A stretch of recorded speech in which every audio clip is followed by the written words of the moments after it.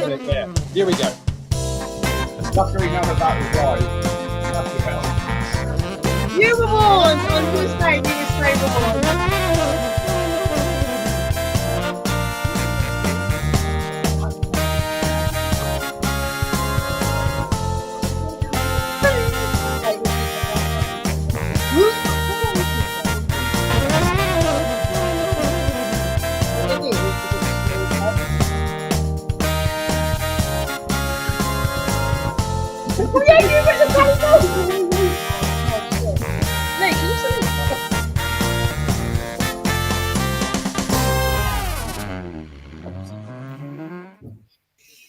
Good evening, one and all. It's a Saturday night, a little bit unusual, but we are live for APAT Championship night, first one of the year.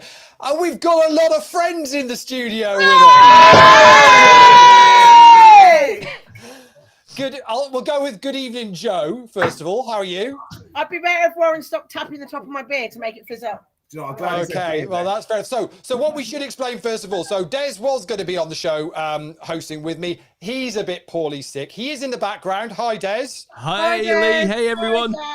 Man flu so here, he's near feeling death. a bit, he's feeling a bit sorry. Man flu, so it's not anything he wants to see on camera in the slightest. So, but Joe's brought some friends with us. So, Joe, tell us who we've got in the Chillmaid house tonight. Tonight, Leigh, we've got a contingent, and actually everybody only decided to come to our house after I said I was going to be on the show.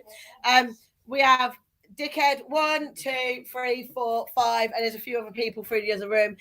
I feel like as the person whose house it is, I can only apologise for what you all may or may not encounter tonight. But we're going to have a good time. I think there's one person still in here. The rest of us are too busy on Uzo to care. And yeah, that's where we're at. Yamas! Cool. Yamas! So basically, it's a Saturday night. It's 10 o'clock in the UK. So if you are tuning in to watch this, hopefully the kids are all in bed already. And we're just going to get on with watching a bit of poker and having a catch up with you guys. And none of you are still playing poker, are you? Let me just get that. Who's still in? Jason's still in. Right. Okay. What are you playing, Jason? You still in the Hold'em? PLO. In the PLO. Excellent. Good man. Right. So let's explain what we've got going on tonight. So it's the second day of the championship medal event. So we've got No Limit Hold'em started at 7:30. PLO started at 8:30. No Limit Hold'em had 80 runners in it tonight. So prize pool of nearly $2,000. 28 left in that. We're paying top 13 in that one. And the PLO late reg is just finishing that. So hey, 69 runners. What can we say? So 46 left in that. We're paying top 11, and that's got a prize pool of just over $1,500. That's not the prize for 69. So Jason's still go. So Jason, what's your screen name on GG? Who are we looking out for? 621. Lockbox 621. Yep. Okie dokie. So if you're on his table, watch out, because Jason certainly knows how to play. Now, also, Joe, am I right in saying that Jason's just celebrated a birthday as well? I think there might have been something in all this. Yeah. Yeah, quite possibly. There may be have been. the reason. Now, let me tell you a story, because he actually shares a birthday with Tristan, doesn't he? He does. So I saw that come up on Facebook the other day. Was it yesterday or the day before? I can't think which day it was. Was it yesterday? Yesterday, yeah. Yeah. So I thought, do you know, I'll go and find a couple of photos and I'll pop them up in the group because it's two well-known APAT players. So I thought, well, they were both at the UK event last weekend in Nottingham. So I'll go and find some photos. Lovely photo of Triplin. Jason, I know you were there because I spoke to you quite a few times. But in the 370 photos that Tom took last week, not a single photo of you, mate. No. Yeah, there's a reason for that, Leigh, but we'll leave it there. No, not a single photo of you. But anyway, so what we should talk about is, I guess, last weekend we were all in Nottingham. No, I was not. Well, apart from Laura wasn't there, but this time last week, Joe, you were building a stack to go into a day two. So how was the 5 days for you up in Nottingham? Oh, it was amazing. It was so good. I know you and I had a chat about it and said, like, I mean, she's still shit though. Sorry. No, it's fine. We know that. Leigh knows. That's not news to Leigh. He saw me play all weekend. Careful. She's taking the laptop with her. You know, I know you and I had a chat about it and said, like, my day two was shocking and it was just a real bad run. But what made up for it was a banging weekend. It was so good. Apart from getting cut off. We'll go with that. Apart from that, no, it was wicked. It was an absolutely banging weekend. It was so much fun. It felt like a world's warm up. So yeah, it was good. And then we're gonna bring Laura along for that one. So excellent. Well, I say we thoroughly enjoyed doing it. I know all the feedback we've had has been super positive. Really great main event winner as well. Really nice to see. So, Simon Lawler's in the chat just saying, ABBA have let themselves go. Yeah. I was goose. Good lad. Good You know lad. what? Right, there is a claim being made here, Leigh. Sorry. Breaking news. There is a claim being made that Laura was once goosed by Simon Lawler. My claim to fame, I was goosed. Does anybody else know what goose means here? I've seen the picture. Well, if it's I think it is, then I think I know what goose means. But I'll be honest, I didn't know what goose means until I've just assumed it means. You don't know what goose means. Think Philip Schofield and Gordon the Gopher. No, it was a lie. Wow. It was a lie stop. Leigh, you asked for this tonight. You've asked for this. Yeah, and to be fair, Philip's been up to a hell of a lot lately. So yeah, it's shocking. Not much upcoming though. So I think I know the photo you're. Well, no, maybe I don't. Maybe I'm thinking we don't have photographic evidence of the goosing. Maybe not. No, we definitely have a photo, Leigh. We definitely have a photo. Quite possibly. What? You're getting goosed by Simon Lawler. You know, no, there is, because Simon's like this and I'm like that. Yeah.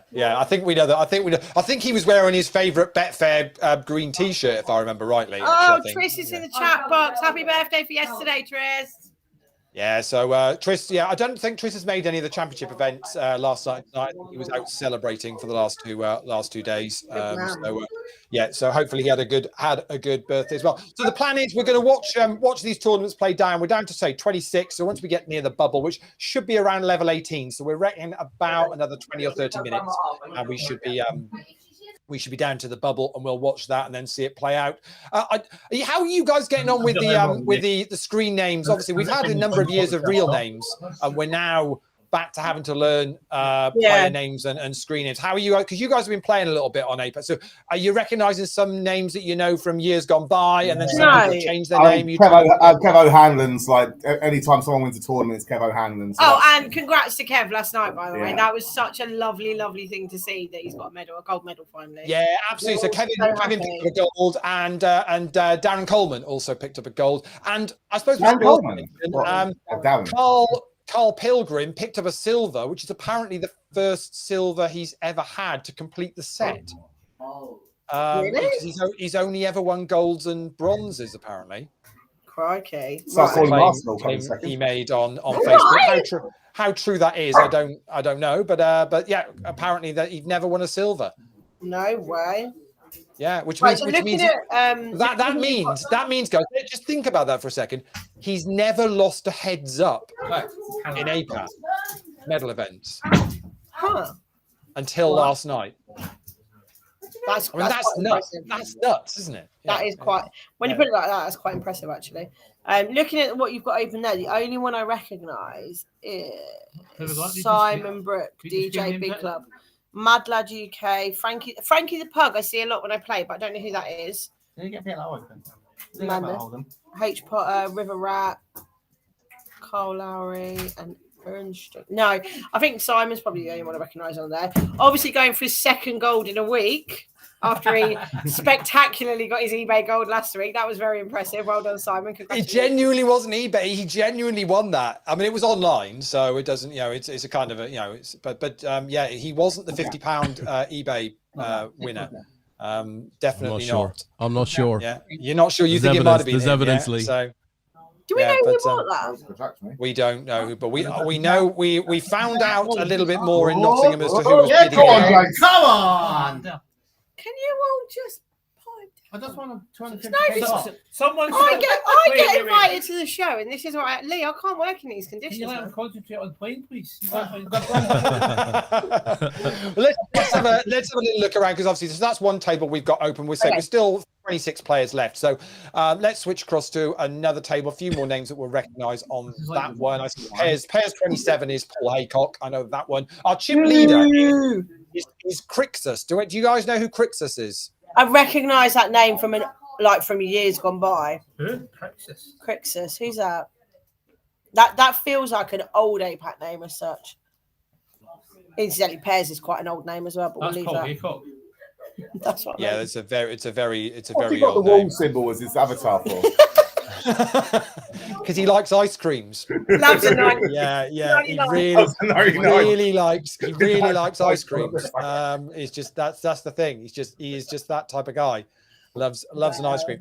So let me flick to another table. So Alamo is Alan Mower, I believe. Blimey, there's a name I haven't heard for a long time. Now, does anybody know a Glenn Townsend? Glenn Nah. Townsend? No, Nah, no. never heard of him. Big Porsche fan. Never heard of him, but Glenn's playing APAT tonight. So I think he's back from Malta. I think he was over for the festival over in Malta last week whilst we were up at Dust Till Dawn. Working it or playing it? I'm playing it, I think. Alamo's all in. Ace Queen versus Ace Jack of Rickert. Oh, Egon's running around the jacks. Wow. I'm glad I'm not the only one that the minute the flop comes out, I go, well, it's all about to change with the next two cards because that's what's going to happen. Who's got the Uzo? Oh, so you guys on Uzo tonight? Is that the? We went to a Greek restaurant. Warren we literally before our bums had hit the seats. Warren's going, "We'll have a round of Uzo." No. Did We you had know? three Did rounds- you we had at least do? three Did rounds you of do Uzo. your escape room in the end? Yeah, we got out as well. Which Okay. It's a miracle with Joe in the team. How was the escape room? Because I mean, it's quite a popular thing with APAT. I mean, Ace is a big escape room fan, isn't he? Yes, yeah. Him and Adam Sharples have done. And Adam Sharples, and they hold like records and stuff for this kind of thing. Do you guys take it seriously, or is it just a bit of fun? No, We went for a phase where we did quite a few. we did, yeah. Well, there were several chairs in the room. At one point, I think 3 people just sat down having a rest. Oh, really? Okay. No, it was good. Apart from the fact that this conversation's been going on all week, and we looked at it, and they've got 4 or 5 rooms on there. And I said, look, I don't want to do anything that is like horror themed or thriller themed or slasher. I don't do scary. So I said, we'll do one. It was called Candy Shop. It looked quite tame. Right, that seems lovely. That seems candy floss. And yeah, what could possibly go wrong? So it was left to this absolute spanner to book it. We sat there, and this poor young girl was like, "Right, so I'll tell you the plot of the one called The Victim." So, and I went, "Oh no, I'm really sorry. No, we've actually booked Candy Shop." And I looked around. I could see him going, "No, we didn't. We booked The Victim, the murder one." I went, "No." You got stitched completely then, yeah. Yeah. In my defence, we would have never made the Candy Shop one. So. Okay, that's fair enough. Well, just flicking tables again. Dutch Buddha is all in. Dutch Buddha is Andreas Kapat. Come on, he's Andreas. run kings into aces. Go on, King. Needs a king, or we're going to lose him. Could be. Oh, that's a painful flick. Oh dear. So Andrew GGGY, whoever that is, who's third in chips at the moment. So the one I was going to ask you about, guys, second in chips at the moment, is Zippy Catru. Again, no, I recognise that name. Who? Zippy Catru. Oh yeah. I recognise that name, but I can't for life of me remember who it is. No, I don't know. I've seen it before. Yeah. So and Damien Dar, you guys have seen playing. So Damien Dar is fairly new on the Facebook group, but certainly getting involved in. That lad last night was just hanging on in the Holden Bounty tournament. He was like sitting there with like 5 bigs all tournament, and then just made top 10. Nothing wrong with that. Absolutely not. Fair play. Cash is a cash. You've got to like it. There's nothing wrong with it. So we're down to 20. We're down to 22 players now, playing top 13. So it's starting to tighten up a little bit. Still got 37 left in the PLO, so a little bit of time to go on that. So Leigh, we've got a new APAT that's about to join the fold. Maybe for the Worlds, and he'll be along shortly. Come and say hello. Come and say hello. Come on, lads. I'm telling you to do something else.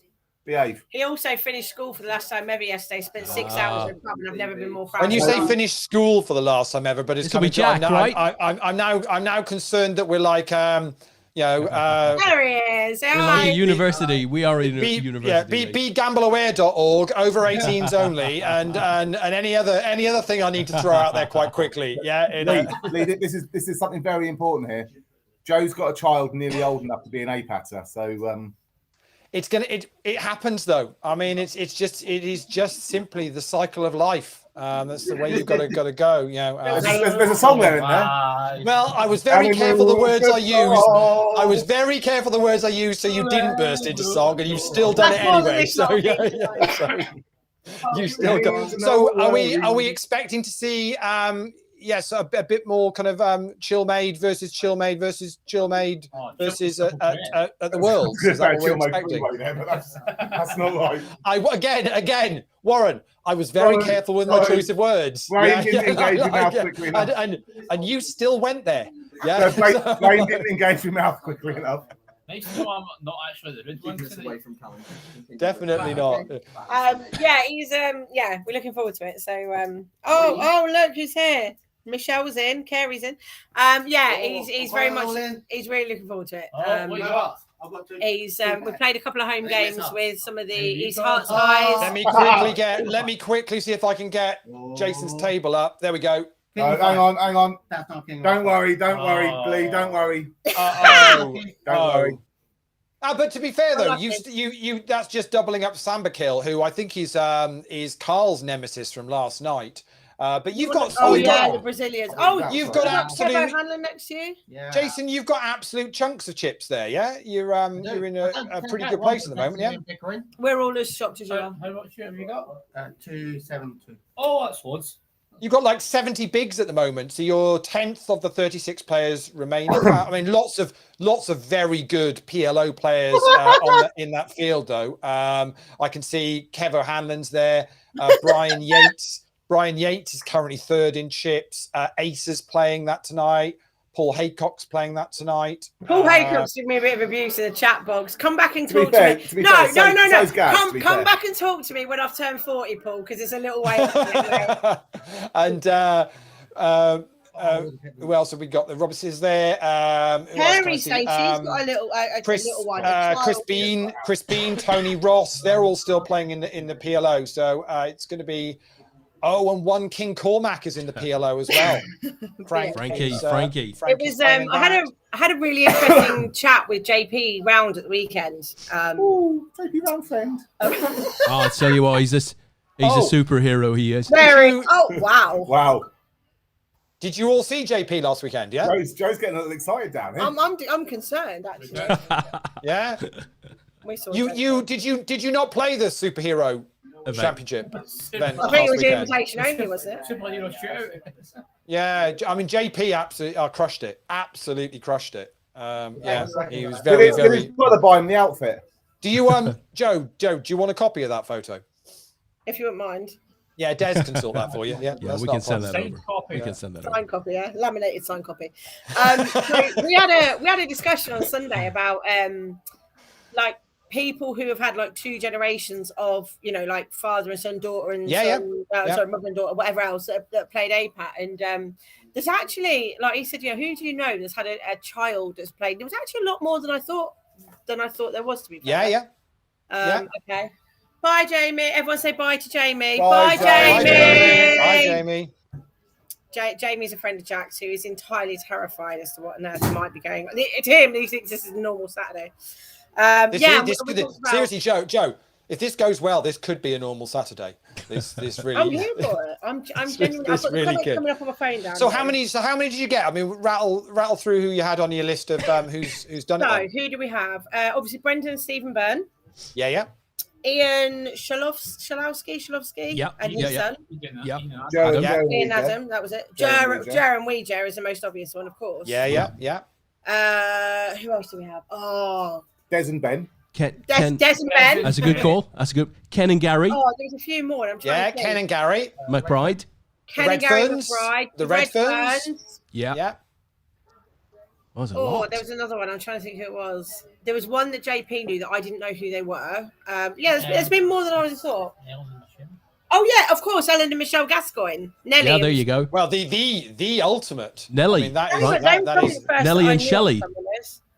Yeah, we've got Steve There was also the guy that won one of our Welsh events. It might have been in Swansea. Him and his dad used to come and play. I can't for the life of me remember it. Brendan Byrne and Stephen Byrne. I did that.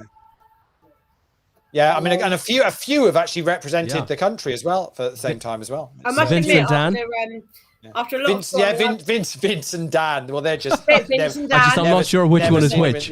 Not sure what the relationship is there, but never seen them in the same room. Which one's which? Oh. Which is a dad, which is a son. Rudders and Rudders. Rudders and Rudders. Well done, Dan. Rudders and Rudders. Yeah, very good. Yeah, there you go. I was thinking that.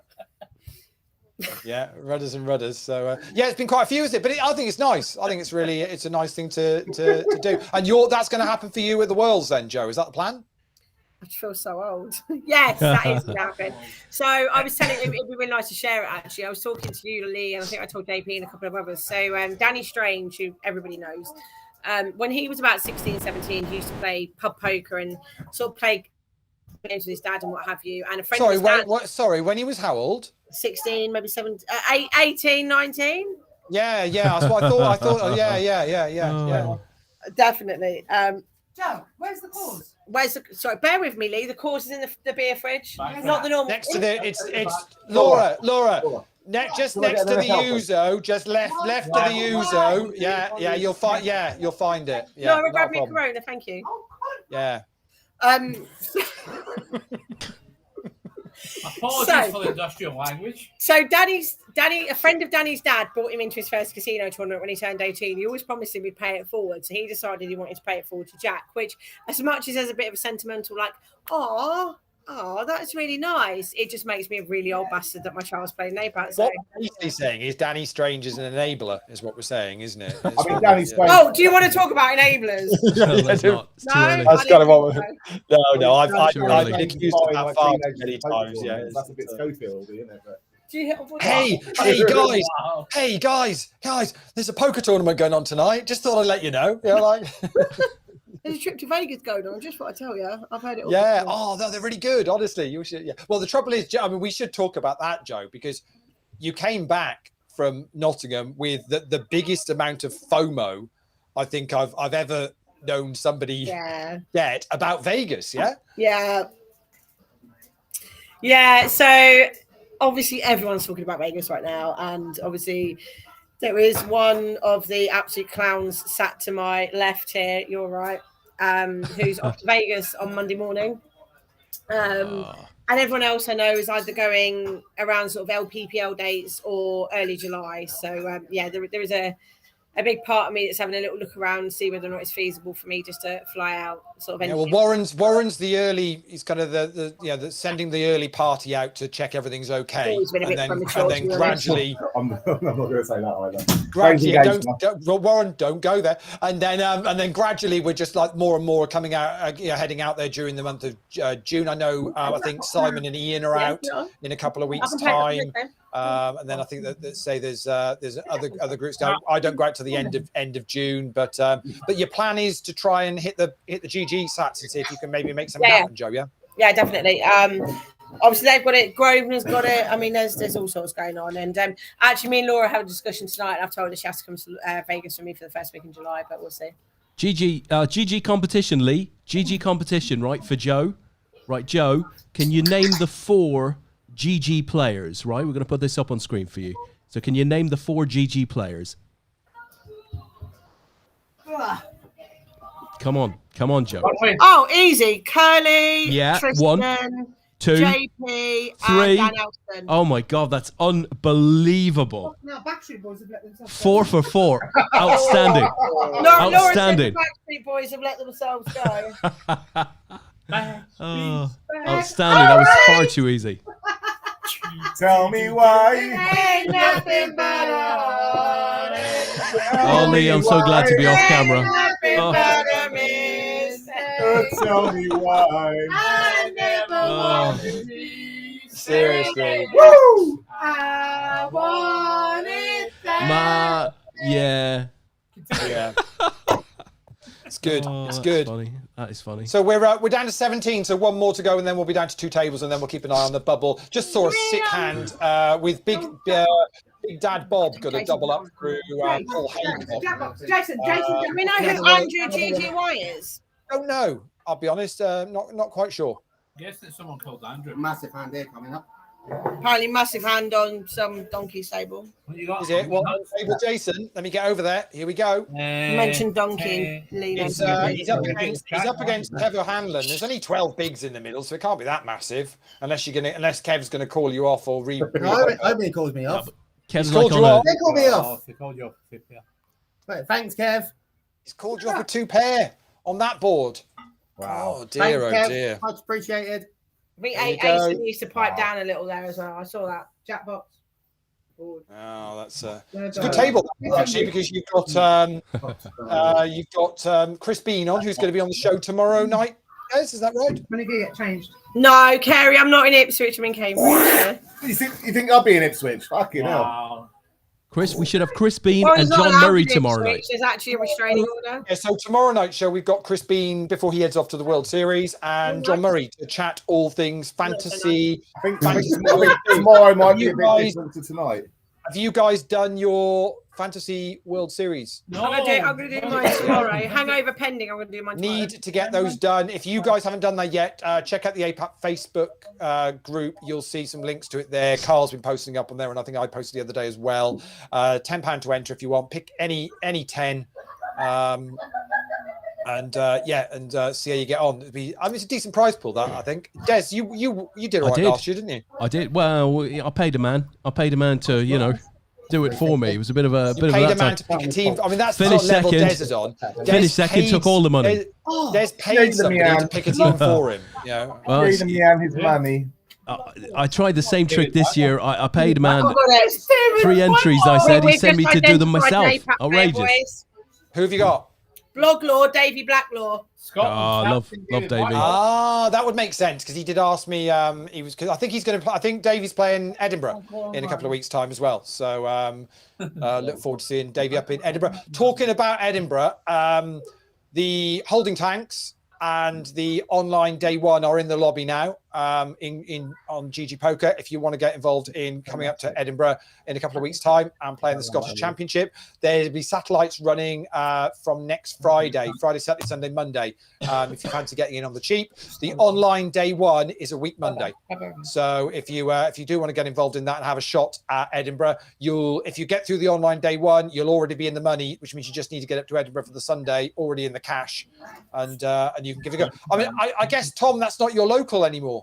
It's not my local. I'm kind of like. Are you thinking about going or what? Yeah. I need a little homecoming trip, so maybe. They're barging, mate. You're out. No. It's been a little while since we've been up at the Maybury, and obviously the Maybury was an absolute stop off every single year for APAT back in the early days. Maybury buffet, what? The buffet was an experience. I think it's great buffet. But on the flip side, you had some occasional shooting. Yes, there was the odd bit of that as well going on as well. But so really looking forward to that. It's a couple of weeks time if anyone's fancying on doing that. It's our kind of last one before a little bit of a summer because the next event after that is the first weekend in August in Coventry. So, if you fancy doing that. But we are going to roll out a few more of the online events. So obviously this is the first one with GG of our championship weekends, and we'll be looking to put these on the weekend after all of our live events. The rest of the year. When's the online day one? The online day one is a week Monday. Can I access it from America? Jack's just on his way back. That's a very good question. You can unlikely. You can access it from any country where you can legally play on GG Poker. So any state. Nevada? ? BP what? Sorry. I think BP what, Tom? What? XRT. What? Just one of your dodgy websites again. No. What? What was that? I think the Oracle has spoken very simply. He's very deep. It's a bit of a complex response. He's given out no. Is Simon's aunt, and who's going to argue? Who is going to argue with Laura's goosing partner? It's he knows what he's talking about. So. Do you know I looked so hard for that pick? What the hell is going on there now, Leigh? What's shoulder, going on there? It's just a shoulder. It's fine. It's just the shoulder. It's a jumper's for you. Yes, Laura. Well, It's been ages since we've seen you either on the APAT show or an APAT event. How are you? It's been 7 years since the APAT event. Have you got a question for Leigh? bloody hell, 7 years. Have you got a question for Leigh? Leigh, do you still fly upper? Do I still fly up? What was that? What was that? When possible. Yeah, whenever possible. What do you do, Leigh? What do you do? And with that, she's gone. They're off, Leigh. They're off. Like a candle in the wind. I'm going to be putting this clip on the internet tomorrow. I don't even know what it's about. It's going on the internet, Laws. No, it's not. No, I it's must not. say, this is actually the first time me and Laura have seen each other for a while as well. Hence the, Oh, nice. it's been lovely. Last time we had you both on the APAT show, which it might have been during the lockdown, the best. was a blast of a night. It was so much fun. Fabulous. It really, really was good. What I should say about the poker is we are down to 16, so we are now 2 tables of 8. We're paying top 13, so we're getting close to the money bubble here. Crixus is still chip leader here with 70 odd bigs. Aces and 8s. I know aces and 8s as well. That's another player. Dead man's hand. Old school APAT name, doesn't it? Yeah, so Zippy Catru is in the top 3 as well. DJ Big Club, so Simon is still in there, so going to be close to the money. Alan Mower's getting close to the money. Paul Haycock is still going there. Davey Blacklaw's still going. Stone Zone. Now, I'm wondering where the Stone Zone might be Charles Mason. Doesn't look like him, Leigh. Oh, really? Charles doesn't have a tash. Because he used to be Stoneleigh Road or Stoneleigh on previous, and I wonder whether that Stone Zone is Charles Mason, maybe. Big Bad Bob, we don't know who Big Bad Bob is, but and Cole McGee is Colin. Is it McGrain? I want to say, I think so. Those are some of these guys though are really short stacked here. Now we've got 6, 7, 8 bigs, about 4 or 5 of them. So we're going to see as we've got. Let me flip over to the other table because Big Bad Bob is all in with Ace Queen and run into Carl Lowry's pocket queens. And that's going to be 1 gone. So we're going to be down to 15. PLO has still got 32 left, so Jason's got a little bit of work to do before he's going to make the money on that one yet, but he's still going strong. Leigh, 74 bigs to put 7.4. Sorry. Oh, just going back because I think Simon Brooke might be all in here against aces and 8s. He's re-raised it. His aces and 8s has got the stack behind. Has made the call. Simon's got 3.3 bigs, so it's going in here, guys, isn't it? I would imagine. If he's got 8s on this board rather than aces, he's not. Oh, he's got the kings. It's kings. Oh, wow. Simon. He's going to get the 10. Wow. Dear. That's rank, that is. Online poker's definitely not right. Wow. Des doesn't believe me about these river cards on GG. Doesn't believe me about them. Yeah. You get to really enjoy it when it turns it over dead slow as well. Oh, I tell you. It's absolutely brutal. So we lose Simon Brooke in 15th place. He's just going to miss out on the money. He's off to Vegas in a couple of weeks though with Ian Witt. Playing a really, he's playing loads of variant tournaments whilst he's out there, Warren. So yeah, he's got a stack of basically anything that's not No Limit Hold'em. Simon's planning on playing. That was the exact words in Nottingham, wasn't it? Anything that's not. Yeah, exactly. We nearly lost the whole laptop there, guys. Just oh really? Okay. Here isn't quite as refined as it is at your end, but it's fine. This is like I sit in what is like NASA control in my office. To be fair though, your laptop stands is another laptop. Oh, that's a slight tricky one. Yeah. So we are proper hand for hand on the money bubble here now, guys. Davey Blacklaw is the shortest. Come on, Dave. 6.5. Come on, Alan. Do it for Scotland. Paul only got like one big more than Davey though, so we're going to keep an eye on this and see how it plays out. Stone Zone is also down there as well with just 6 bigs and is in there. Surely aces and 8s is going to pile into this big blind, or if not, Andrew GGGY is going to do it. There we go, bro. Min cash here is $41 and is $400 up top. Nice work. for a few hours on a Saturday night. Paid- Actually, did paid you for see our- how much? Did you see how much Kev won last night? Yeah. It was like double the amount in bounties he had on cash. He wasn't it? So he's. I don't know whether you saw it, Des, because I know you've been poorly sick and all that. But he won. He pretty much tripled his money from his bounties. It was insane. He like $500 odd he won last night. Absolutely crushed it. Really, I'm so pleased for him. I didn't actually realise until I read it this morning that's his first individual gold. I think with someone like Kev, who's always kind of in the mix, you kind of almost half assume that he's probably had an individual gold. Collins all in. Is Mad Lad UK is going to make the call? This could be the bubble. Ace Queen versus Ace King. Oh, Ace Queen's going to win. Neither Queen or going to another six. right. There's the Proper Queen. right. There's the Queen. Oh! Here comes the King. Here comes the King. Oh! I said Ace Queen's going to win. So Colin lives to fight another day, and on we go next hand. Ace Queen never wins against Ace King. There is a real Always there wins is a against real the King. short stack on that table that is at risk. I'm just. In the big blind this time round, yeah. Oh, That's what we're it could saying. be that could be that player in the big blind that might be at risk. I'm going to be honest. I mean, what would you recommend? What would be your advice to this player in the big blind here now, Joe? What if you I couldn't say it on a public forum. whisper in their ear what they should do at this point? How much have they got? Shove any two and let us as a crowd here enjoy him being a bubble person would be my advice. But How much have they got in the That's big point? I can assure you he'd say no different if he's got 4. No, I doubt he would say any different. Well, he's made the call, Oh, so go on. it's Jack 3 versus Ace Oh, 9. Ace come 9 on, at risk. Paul. Oh, what a flop! Oh, he's hit this. So he's going to get a 9 on the river. Well, 5 will do it.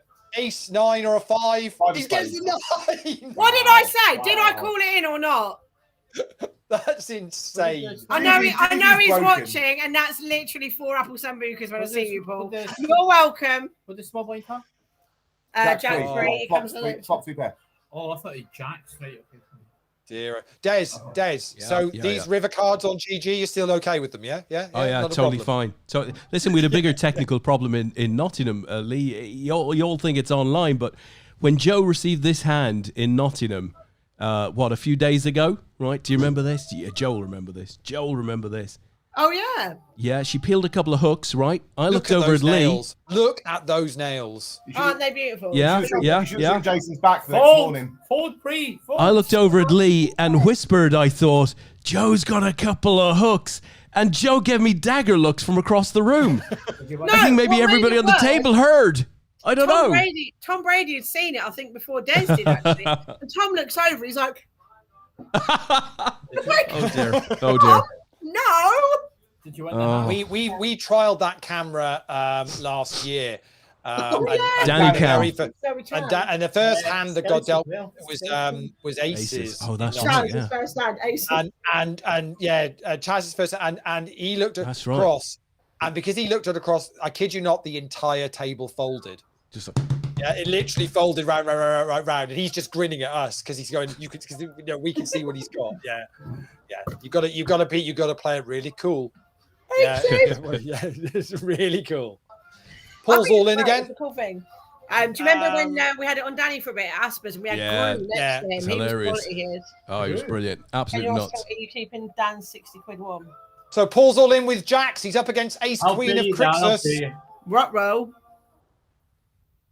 Oh, there's the Queen. It's going to need to be a Jack, or we're going to lose Paul as the bubble. Could be a Jack. It could be. It's a King. No, that's it. So that's the bubble burst, and it's you got your wish, Joe. Oh, whoa, I didn't say I wished him. Jesus You've got Christ, your Lee. wish. Pick your words, Lee. Jesus. On the show, you said what we really want is we want him to be the bubble boy. We can play it back. That's definitely what you said. I did not wish it. All right, and I said it might happen. You've got, And as it your one happened, I got you request. double up. But So. that's your one request for the show. We can't fix anything else for you now. That's it. That's you done.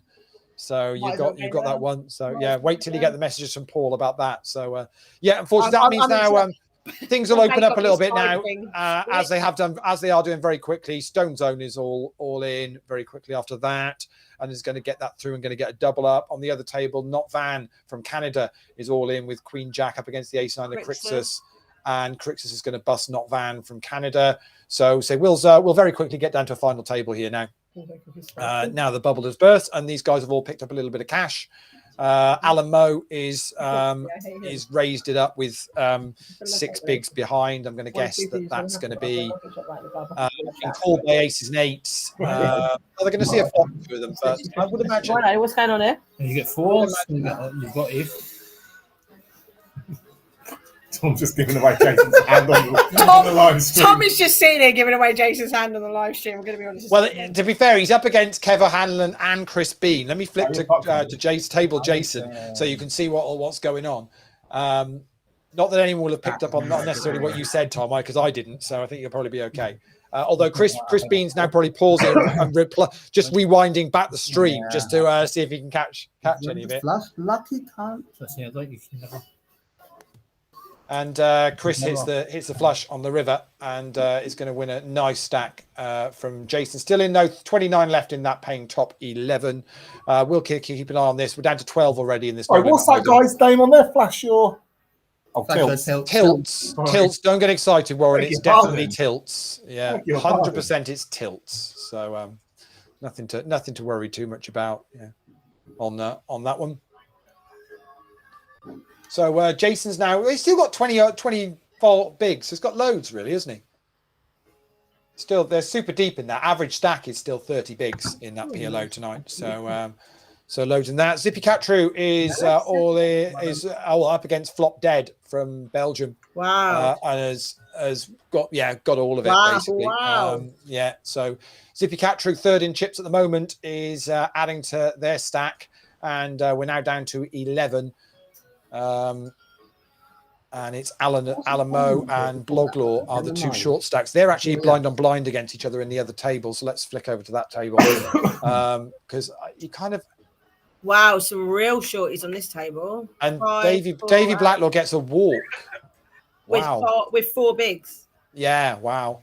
To be fair, it's very different for Alan to if he's not got a hand. Well, just, I mean, just Alan open shove with 5. Really. Yeah, but it does mean that the aces and eights here, and to a certain extent, Andrew GGGY should really be looking to absolutely kind of smash this table. You've got to put a bit of pressure on from their position there. They're so far ahead, really. I mean, the good thing is, I guess, that they're going to hit a final table here, and probably the 3 chip leaders are going to be massive compared to everybody else on this final table when we get there. Yeah. A few of the games though on GD have been like that. I think Kev last night he made the final table with like double the second in chips. Yeah, Colin looks like he might double up through Crixus here. Dead, right? And does. Dead.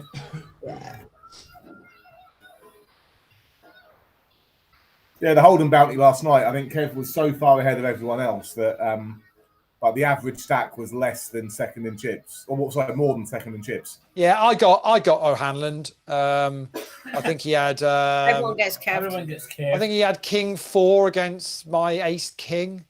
Yeah. What can I say? You just have to take it, don't you? To be honest, just go. Yeah, it's just $25. What can you do? So the boys are just debating whether we have an APAT live karaoke or not. My bad. We've got Spotify on telly. No one needs it. Oh, Des is always well up for a sing song, even though he's got a bit of a croaky voice.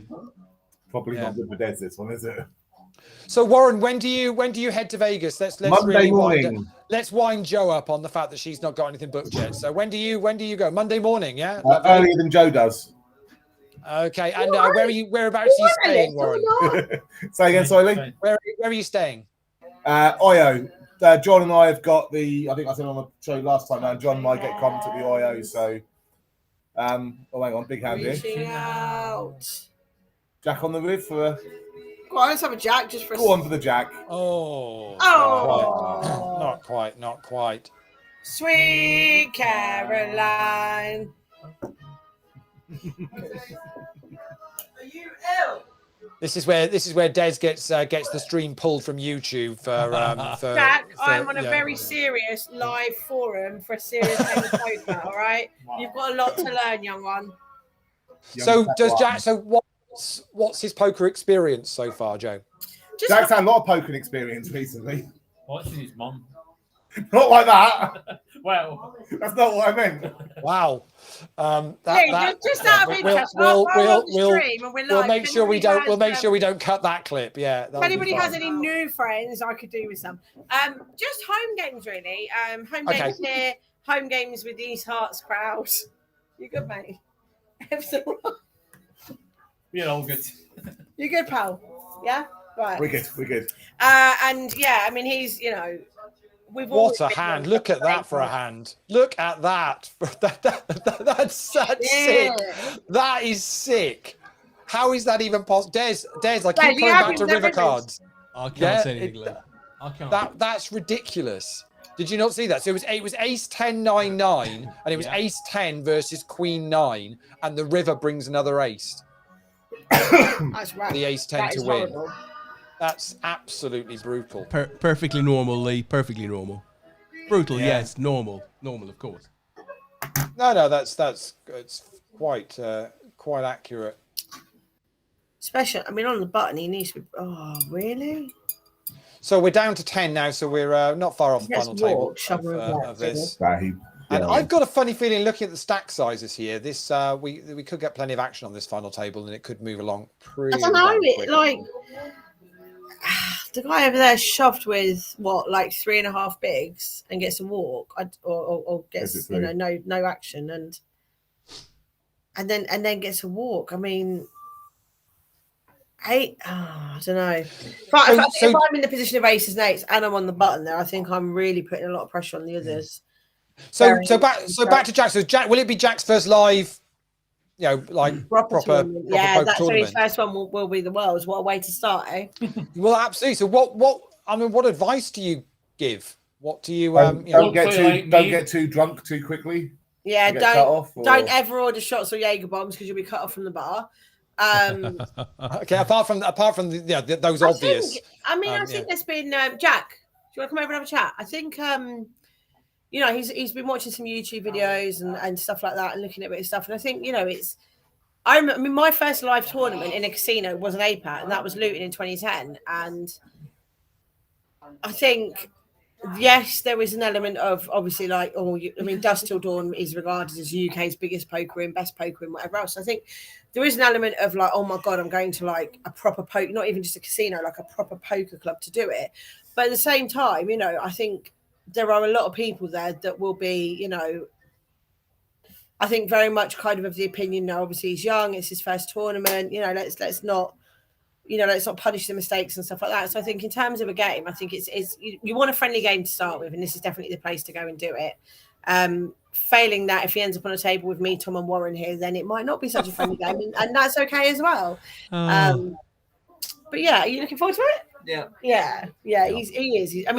He's grown up knowing and hearing stories of APAT and seeing. Joe, just tell him to look out for the experienced players, right? Oh my God, Laura, quick! Laura! Just look out for the experienced players sat nearby. That's all he has to do. She's just I'm going to take a picture of that on the screen right there.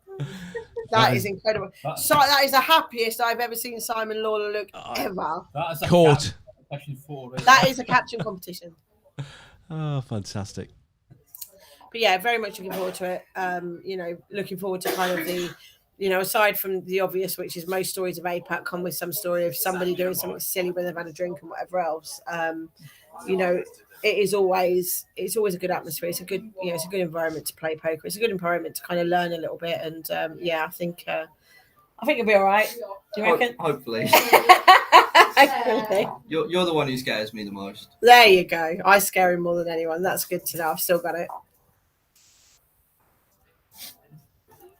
Leigh, I think your sound is gone. Leigh, yeah. Have you got on mute? Over there, look. Amateurs, honestly. Oh, I tell you what. You got two of us who aren't present now. Well, Carry on, Joe. Hang on a Carry minute, on, Joe. You're leading the charge.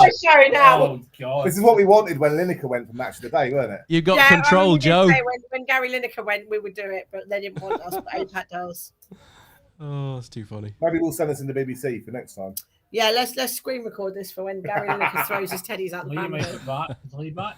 Oh, is Leigh back? Lee's back. But is his voice? No. Can't hear, No, we can't hear you, Leigh. can't hear him. Has he turned his mic off? I don't know. Okay, Oh, we dear. need to improvise here. That's right, we've got this, Leigh. Don't Listen, worry. we need to- Go on, Leigh, Beth, if you read move them, your like- lips, I'll say stuff. Yeah. We're going to stick a bit of APAT karaoke on. It's going to be fine. Also, twos never lose. Don't tell me I'm Oh. wrong. I thought it was sick. About 4. Wow. Oh. That's rank. Two's getting there. Juices never loses.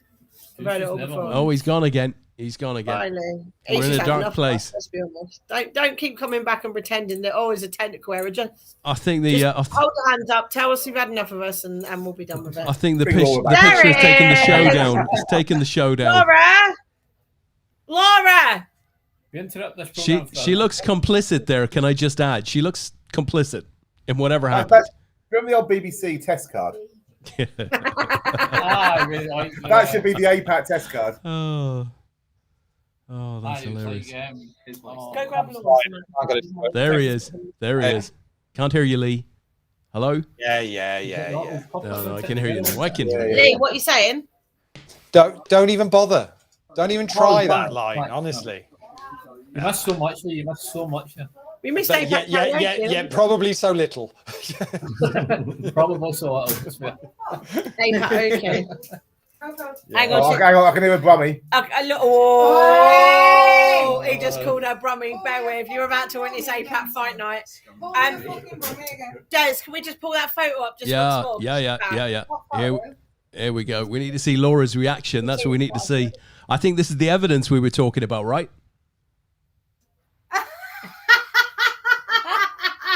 I think it is. Yeah, I think that's a guilty laugh. That's a guilty laugh. Oh. Look, Simon's even describing the moment. Wow. Wow. It's getting a bit real, folks. It's getting a bit real. Guys, I mentioned match of the day earlier. Who's going down tomorrow? Or more to the point, who's staying up? Mate, what? I think West. Fucking hell, Joe. Yeah, I think Everton will go down. I was going to say. Warren. Yeah, steady. Can you word your questions a bit better, please? Who's getting regulated tomorrow? Regulated. Use the What, word. Warren G? Regulated. Use the word relegation, not going down. Honestly, it's not difficult. I mean, I Honestly, should know better, really. I do apologise. We tell them this every really year. not don't we? difficult. Considering, yeah. I would imagine. In my gut feel on it is that Everton will do what they need to do at home. They'll find a win, and therefore it doesn't really matter. Then it'll be the two that are already in the relegation zone. Would be my feel. Leigh, can we let her go now? We have games to play and drinking games, and she's talking to you. Only if we can come over. Oh, it's literally just an open, big fat open house over here. I was on a break. I thought we were still okay. Yeah, players on a break. It is 5 to the hour. So yeah. Oh, what about Well, Luton? Tom, you had a different view. Yeah, what did you think? What did you think about regulation? Oh, regulation. I think Leicester will squeeze out of it. I can see Leicester winning tomorrow. And what, an Everton not? Yeah, I I've locked think myself out Everton on the will phone. draw. Everton will have to lose. No, they can draw and Leicester can win. Leicester have got a better goal difference, haven't they? Listen, if we could. No, because Leicester are above Leeds, so if Leicester win, Leicester have got a better goal difference. Hang on. So if Leicester win, Everton draw, Leicester will stay up. I think Listen, Leeds will do. If we could avoid Leeds and Luton next year, that would be good. I can't believe Luton have gone up. Yeah, That is disgusting. Do you want to set up for it? We'll get going. Yeah, come on, I'm bored. So I've been reliably Night, informed. love ya. Good night. Bye. They're going. They're leaving me. Oh, I've been reliably informed that Aces and Eights is Mark Morris from Froome. Poker. Oh, okay. Yeah, That's Mark Morrison. That's Mark Morrison, beg your pardon, sorry. Yeah, which is close. So he's Chip League at the moment. So yeah. So okay. So you think, Tom, that that you think Everton will screw up tomorrow and Leicester will get out of it? I just see Everton doing the Everton thing and not winning when they need to win. And Oh my! I think Leicester have giving themselves a bit of a I didn't realise chance. you'd written it on mine. Yeah, I'll take a bit. I can see Jamie Vardy just like keeping them up. Do you want Jaegers? Okay. Yeah. If you want to I've got fuck tequila roses. But what about looking in the Premier League though? I can see What's it that? now. Sorry. There's Pep Guardiola, right, going down to the bloody away dugout. And he has to retrieve a bucket spade in a little Tyke's car out the dugout because next door neighbours have thrown it over the garden into the dugout of the away. I love the fact that everyone's going to have to go to that away end at Kenilworth Road next year, and even if they've spent 10 million, is it 10 million they need to spend on getting the stadium up to speed? It's still going to be like it is. It's going to be great. I think for next. I think the issue next is year. not the money and the spend level; it's the time scale. Yeah. You've got less than 3 months now. I mean, how on earth do you get that? I was speaking to someone about this yesterday, and like, I don't think the ground will be ready submitted to like ground share. For at least part of the season. Okay. Until they get Kenilworth Road up to standard. So. Well, I know there's a few things going on. So Liverpool have asked for, I think, their first to be away for at least their first couple of games. I think next year, whilst they're finishing off. Yeah, they're finishing off the stack. Which I'll be honest, I've become addicted. There's a couple of guys that do drone footage around Anfield at the moment with this new stadium. Have you been watching it, Des? Oh yeah. I'm hooked on it. Yeah, it's amazing. Some of it's amazing. They've got these cranes up now to take the old stand down. It's just nuts watching all this stuff going on. I don't even care about Liverpool, and I'm hooked by how they're dismantling a stadium. It's just it's absolutely nuts. I think you're right. How are Luton going to get? Yeah, they've got 3 months to pretty much try and get that up to speed. It's not easy to do, is it? No, it's not, and it's that short time scale thing again. It's not it's not the money or whatever. It's the timings, isn't it? And I think we're so close. We have such a short window to do stuff like that. But ultimately, the money that they're going to make from being in the Premier League for a season will be enough for them to finance their move to wherever they want to go. A nice problem to have, isn't it? You've made like £9 million from getting promoted. Yeah. So I don't see Luton lasting more than a season in the Prem though. No, I would tend to agree with that. I mean, of the three that are coming up, I think probably only Burnley really are in a serious contenders to stay. Yeah. I don't know. Sheffield United,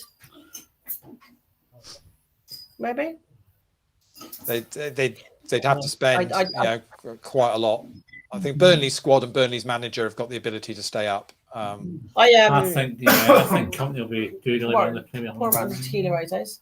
I had a very, very lovely. Thank you, sir. It's my house. I'm getting to serve drinks, and no one's here to cut me off. It's perfect. It's perfect. I had a very, very special.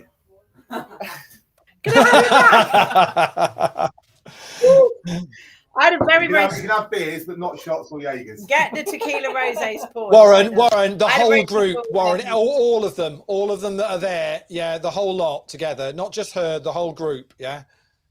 Okay, FYI. And the 13-year-olds in the front room. There is a couple of 13-year-olds kicking around somewhere. Let's not do that.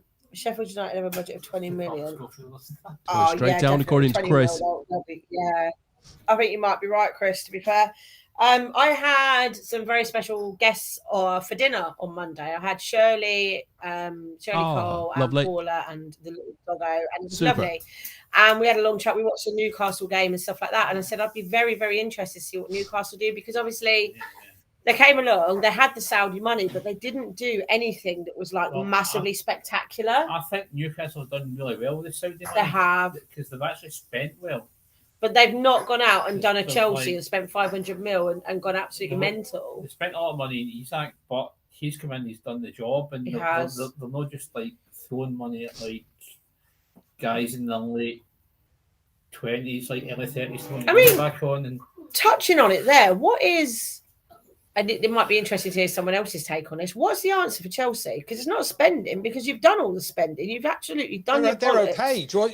Here's my Chelsea trivia question. Which member of the Chelsea squad is going to pick up a league winners medal at the end of the season? Who's on loan? Well, it can't be. Who's on loan at Chelsea? He must be on loan at Man City if he's a league Yeah, winner. from Chelsea. Yeah. Oh, no. Sterling signed, didn't he? So, which member of the Chelsea squad is going to win a league winners medal this year? That's going to be like League One or something. stupid On like loan at Man City or on loan at a loan league that. team? Nah, he's going to be on loan at Plymouth or something. It's a top flight, so Who's it doing? top league. Say winning the league. They're going to win a league winners medal. Somebody at Bayern? Must be somewhere abroad. Bayern? Is there a Chelsea player on loan at Bayern? I mean, Chelsea have players all over Oh, the place. Des has just said Bayern as well. But I can't think who Oh, it would be. It's not Belgium Sane, is it? or- Where's Sane these days? No, you're it's Wales. you're thinking of this the wrong way round. So it's not who's not at Chelsea. They're at Chelsea now. Oh, Sterling's the obvious one. When did he But they're join? on loan from. What? Who's on loan? Who's originally a league winning player? So Bayern, City, or whatever else that's now No, playing no. on loan at Chelsea, but On will loan still at get their Chelsea. league. Not on winners loan. medal. Not on loan at Chelsea. Permanent Chelsea player. Hang on? How do you? Permanent So Chelsea. on loan from Chelsea to another team? No, permanent Chelsea player Chelsea bought them. that basically played enough games somewhere else to. Oh, is that Ukrainian fella? Oh my God, Mudrick? No. Mudrick. I don't think we're Is that talking about the really- is that- Ukrainian league, are we? Does that even count? Is that even going? Mm-hmm. I can't Oh, I think. don't know. No. It's Fernandez, Porto, right? It's Fernandez for Benfica. Yeah. For Benfica. That's right. Yeah, I There feel you go. like this is Enzo one Fernandez Ace would know. for Benfica. So he played enough. They- He's played enough games. They've just won the Oh. title. Did they win it today? Yeah, they What, won did it they? today. So, yeah. Did you see what happened in Germany? It was an absolute, just ridiculous. Dortmund, chance to win That for was the first time in 12 years. unreal. Absolutely 2-0 kicked it to down, touch. missed a penalty. What? Dortmund totally choked today. That was wild. Aye. That was mental. So we got a that final was. table, guys. Whilst we were chatting a little bit of football, and Mark Morris, aces and eights, is going to be the chip On the leader. side Zippy by the Catrew, pedal. second in chips. Finger Mad over Lad there. UK, Crixus, who's been up there for a Oh, while. it's in the back bridge. Carla Ree, Colm McGee, Stone Zone, and Alien 19. They are our final 8. A few short stacks here, though. But actually, average stack is now 25 bigs, so they've got a little bit of play in this.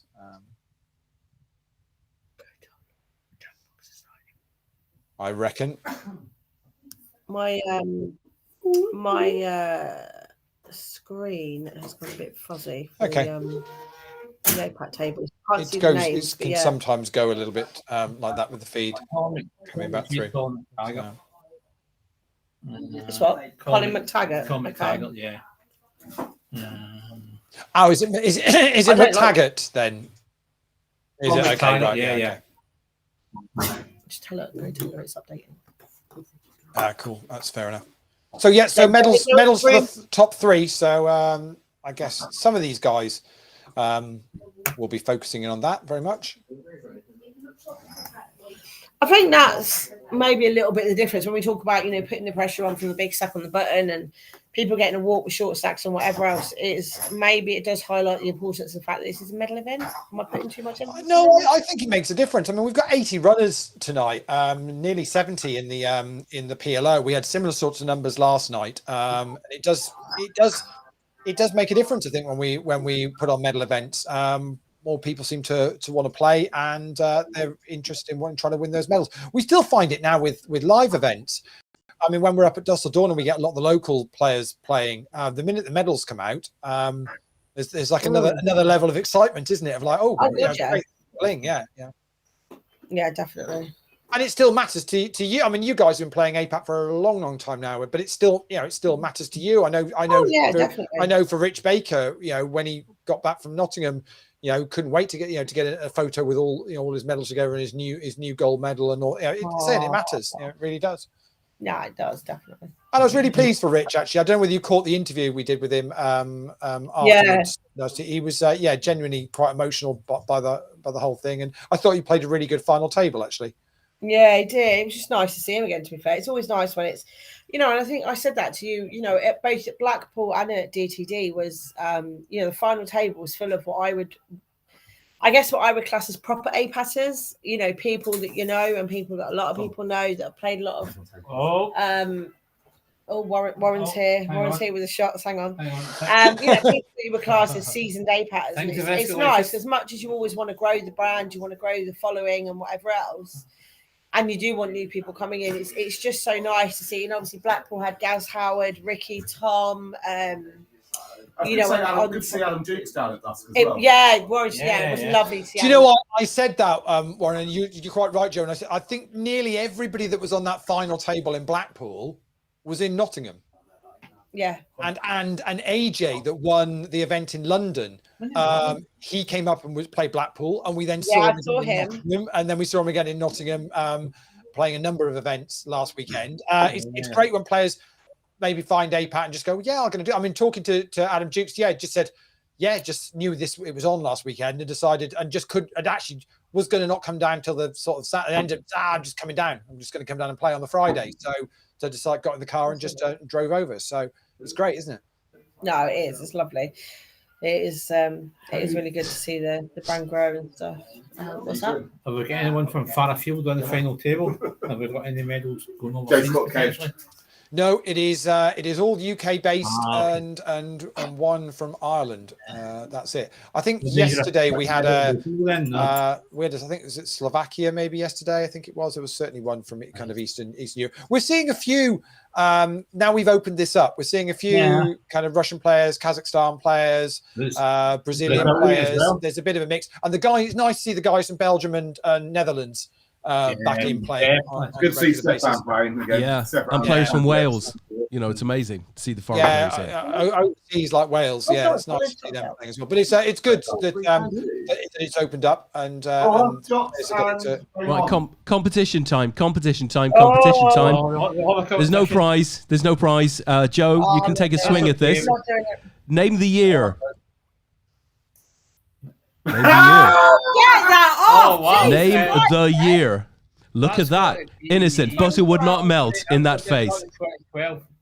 Jesus Christ, get that off. Look at that. That is gorgeous. That, I'm telling you now, Joe. Looking very well there. Excuse me, madam. Have you got any ID on you? Yeah. You just done me dirty. Name the year. Come on, Joe. You'll know. What the fuck? 2012. To be honest, you can look at that. You can look at the table, the top of the table. You can tell where it is. Or you could take it off the screen. That is also an option available to you right now. Please, email that to me. No, Des will not email it to you, child. Fantastic. That was Coventry in June of 2013. 2013. Yeah. 2013. Wow. Wowzers. Was that just before you won your Raz bracelet? Or? Yes, it would have been. Yeah, I won the Raz bracelet in August at the Wells 2013. Yeah. You won a Raz bracelet? I should have mentioned it, right? Really? Oh my God. Never knew that. I take it you don't. It's not something you like to talk about. No, Joe, no. Never heard of it. What's Raz? That's what you go on. Fuck up. How's that you won a bracelet? Absolutely stitched up, Joe. Absolutely honestly. stitched. Right. I've done mine already. Have you actually? You're so liar! But then he needs a top up, don't he? So. No, Warren, no. So Mark's raised it up here and has been called by Zippy Catru, who's second. Oh, and Stone Zone's gone all in over the top of the two of them. First and second stacks here. That's a name who's Zippy Catru. Oh, Jack. Oh, Mark's repopped it again. So Jax versus Ace Queen at risk. Ace Queen, it's a fair fight. Good for Jack. It's on the river. Still looking good for Jack. On the river. Here it comes. Ace Queen on the river. Shut up. No, not to be. So we've already lost Alien 19 in 8th place, and we're going to lose Stone Zone in 7th. So very quickly down to 6 players here. And as I said earlier on, Joe, the two chip stacks here. You know, I mean, Mark Aces and Eights has got 80 bigs here. Zippy Catru's got 44, and then it's Mad Lad is down on 25 bigs. They should be absolutely crushing this final table now, shouldn't they? Yeah, I mean, I think Mark has to put the pressure on now. But I think, you know, when you look at, other than really Colin up there, with 8s now, unfortunately it's going to be a Jack on the river. Surely it's not going to be a Jack on the River. Even like a king. No, he's got chip 8, so. It's like, oh, he's 7. got a set. All right. Guys, yeah, mas malakas. Yamas. I think if you were there, Des, it would help. It would help your kind of your man flu. I think it would do you some good. It might do. Leigh. This is probably medicinal. There's that sort of lights out there. Yeah. Well, it helps your man flu. I don't know what else it helps. Oh, right, we're back. Oh dear. If that's how you're feeling after that, Joe, crikey. That's horrible. That is really rank. I don't know. I mean, when you look at those stacks, 15 bigs, 18 bigs, 14 bigs. In Zippy Catchew situation, you're basically swapping stacks if you double them up. So I don't think he can't do a lot here. He can attack, but he has to be careful when he's playing against Mark because Mark can bust him. And Mark's been very active here at this final table, isn't he? Aces and eights. He pretty much has been in most of the hands that we've seen for the last five minutes or so. Exactly the way a chip leader should play, just put the pressure on. And he's checking down this though. Again with Crixus and Carla Reed not wanting to necessarily. Why would you want to, put any more chips in the middle against the chip leader? And somehow. Pocket fours win. Wow. Yeah. When you're running good. Yeah, exactly. That's the way you got to go with it, isn't it? So, Joe, your plan for the Vegas sats, are you just going to have a go at the big Sunday one with the 10 packages guaranteed tomorrow night? Yeah, I think that's kind of the plan. I mean, I will have a look through the week at what the kind of feeders into that are, but the feeders having played the Sunday feeder is the way to go because I think it starts from $15 at like 3 o'clock, and that gets you into the 125 one at 5:30, and then that gets you into the main one at sort of 7:30, and they like guarantee sort of 40 or 50 tickets in each of those stages up to the packages. So as much as there are ways to get in that before that in the week, it's really all focused on that little satellite stream on a Sunday afternoon. That's the way to go. And we've had players get close. Chris Bean spun up his $15 ticket that he got from the very first APAT event we had, GG, and got right through to that Sunday night final. So it is doable. I need to have a little look at the Grosvenor ones as well. I know there was some on there, but the GG Road to Vegas looks like the way to go. I think theirs this weekend might be the last ones that they're doing. They go sort of third week in June, I want to say. So I'm not sure how many more weeks they'll be running it for. So it's worth double checking. It could be that this tomorrow night could be the final one of those. GG, I think, is the way to go then. Yeah, I think because they'll be running them, I think, probably for at least another couple of weeks, I'd have thought. Laura! I would have thought.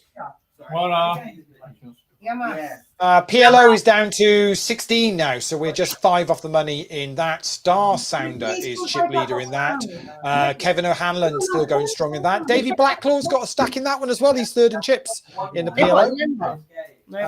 So he's still going well in there. John Seal is in there as well. Dan Austin's there. Chris Bean. Paul Haycock is still going in the PLO. Tony Ross is still in the PLO. Acer is still in the PLO. So lots of names are still recognising that one. Can't believe Dan Alston's still in the tournament. Yeah. Come on. I see you once a year and you're talking to that cunt. Oh, that's so funny, honestly. Dan can play the odd.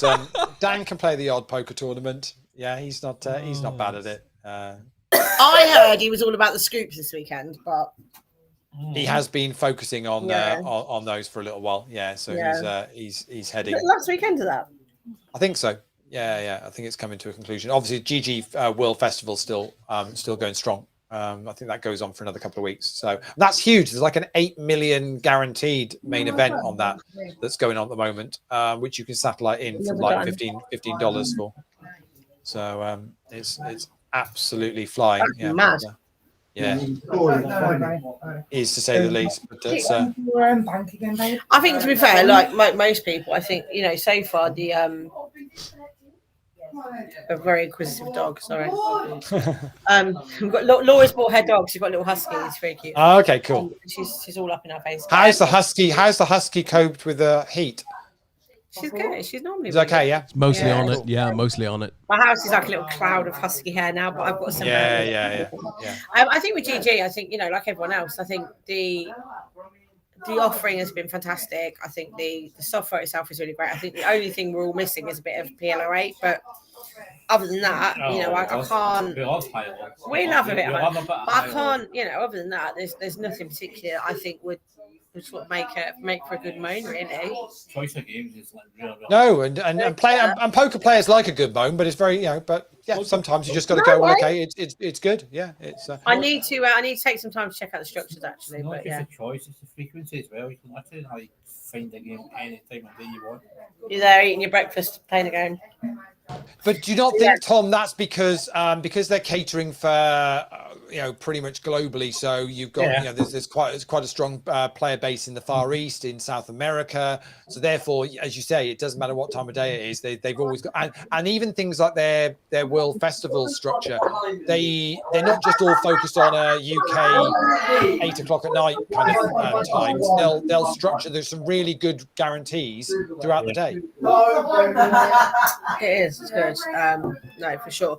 Be interesting to see what comes next, because obviously once the Road to Vegas stuff's gone and obviously the World thing's gone and whatever else, it'd be interesting what their own sort of. Well, I can tell you once the World Festival finishes, their next big thing is a huge kind of micro guaranteed festival aimed at low stakes players, and it's massive. I think they've already announced some details of that, and it'll be absolutely huge and proper. That's from tournaments at a couple of dollars and that kind of thing. So really aimed at the kind of the micro stakes players. So there's going to be all that to come with some big guarantees on it. So it's really good, really really good so far. Yeah, cool. Excellent stuff. Wow. Okay. See, like now it's even it's really, really shallow now, apart from aces and eights, really. Yeah, but they've still got an average stack of 26 bigs. So there is kind of play, and I guess I know it's a $25 comp, but there still is kind of ICM kind of thoughts come into play here, because with 6 left, they're guaranteed $120. Well, if a couple of other players bust now, all of a sudden they've got $200. That's They've nearly doubled their prize. So these likes of Mad Lad and Crixus and Colin, to be honest, they don't want to necessarily bust next, do they? They'd rather let somebody else do that. Problem is with this aces and eights. Who do we say that was? Mark, that was it. Yeah. I mean, he doubles up most of these guys, and he's on an even stack, and it completely changes the dynamic, I suppose. But yeah, you kind of get the feeling he doesn't really want to do that. But I mean, Colin's almost through the blinds now.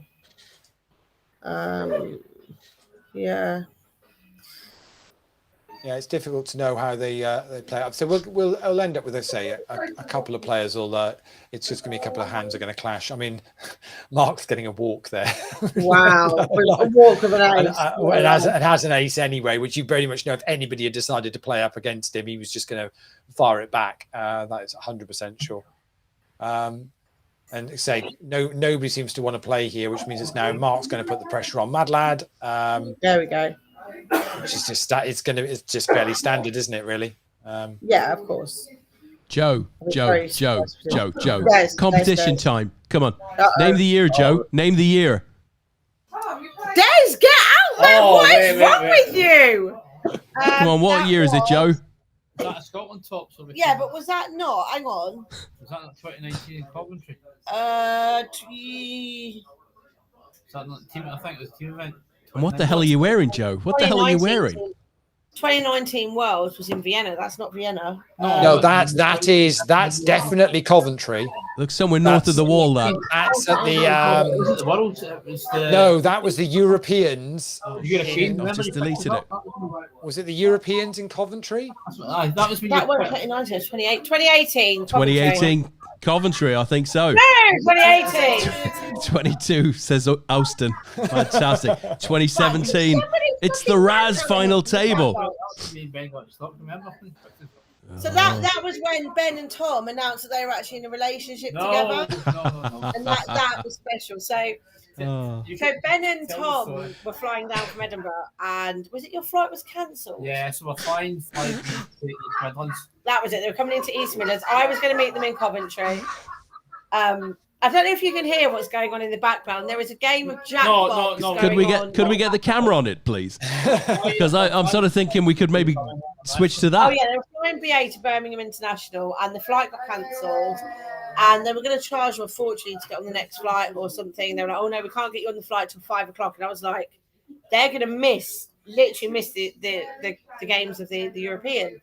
So I phoned them up and basically said that it was my wedding day. Of course it wasn't. And that it was my brother and his partner. And they were like, "It's Thomas and Benjamin." I was like, "Right, don't judge." And lo and behold, they actually allowed them to get on the flight. And I picked them up on the way up from, was it East Midlands you ended up going to? Yeah. East Midlands, we got there in time, and we still managed to miss the medal, so it was definitely worth doing. Excellent stuff. We've just lost Colin there up against Mad Lad UK, which is going to mean it's Crixus now is really he's quite short now. Yeah, we're now on the bubble for the medal bubble. Oh my! I don't want to know. Jack, no, I don't want to know. You don't. But I don't want to know. I do. You know what I do want to know? I do want to know who Crixus is. Tom has entered the chat. I want to know who that Crixus is because I don't recognise the name at all. So do you make yourself known? How many are left in the Omaha, Leigh? There are 14 left in the Omaha. And we're paying top 11 in that, so it's going to go on for a little bit to go. You're criminal, you lot.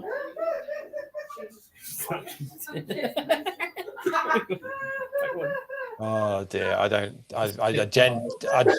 genuinely don't want to know. You don't. It's fine. We'll leave it there. I mean, this is, we talk about, me and Laura, this is the first time the whole group has been together in over a year and yada yada. There's a reason for that. Well, it's tough. I mean, I'm assuming you just extended lockdown a little bit longer than the rest of the world, yeah? Pretty much. Yeah. Pretty much. It's fine. Everyone only comes to mine for roast dinners and cook breakfast, and then what actually ensues is drinking sessions before said cook breakfast and roast dinner. But yeah, it's fine. It's absolutely fine. Oh, Mark's made the call here against Zippy Catru. 23 bigs already in the middle. Zippy's only got 14 behind. No, 8. I think first to bet wins here. Yeah. What does Mark do here? And folds. Yeah. It felt like a first to bet will win type hand there. Yeah. Okay. See, like Mark is kind of not far off being close to Zippy, and he's kind of he's fallen back in whereas he was comfortably ahead. All of a sudden now he's back in the mix. He's got nothing to put the pressure on now. Yeah. And actually, Mad Lad or Carla Ree, it would be flipping stacks with Mark now. They and if they did go up against him, so yeah, very much back in the pack.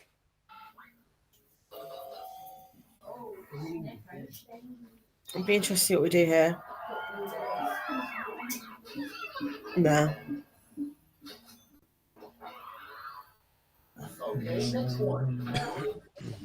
Now let's see whether any of the other guys now we're going to go up against aces and eights and put a bit of pressure on, or whether, as is what's been the way, they've just been folding around. Here we go. Oh, okay. So Zippy's like, okay, we'll big stack on big stack, really. Yeah.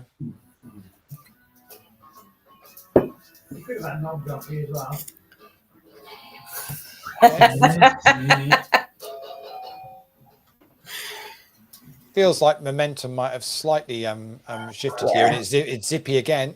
It's saying, okay, well, if no one else is going to, I'll start raising up hands here.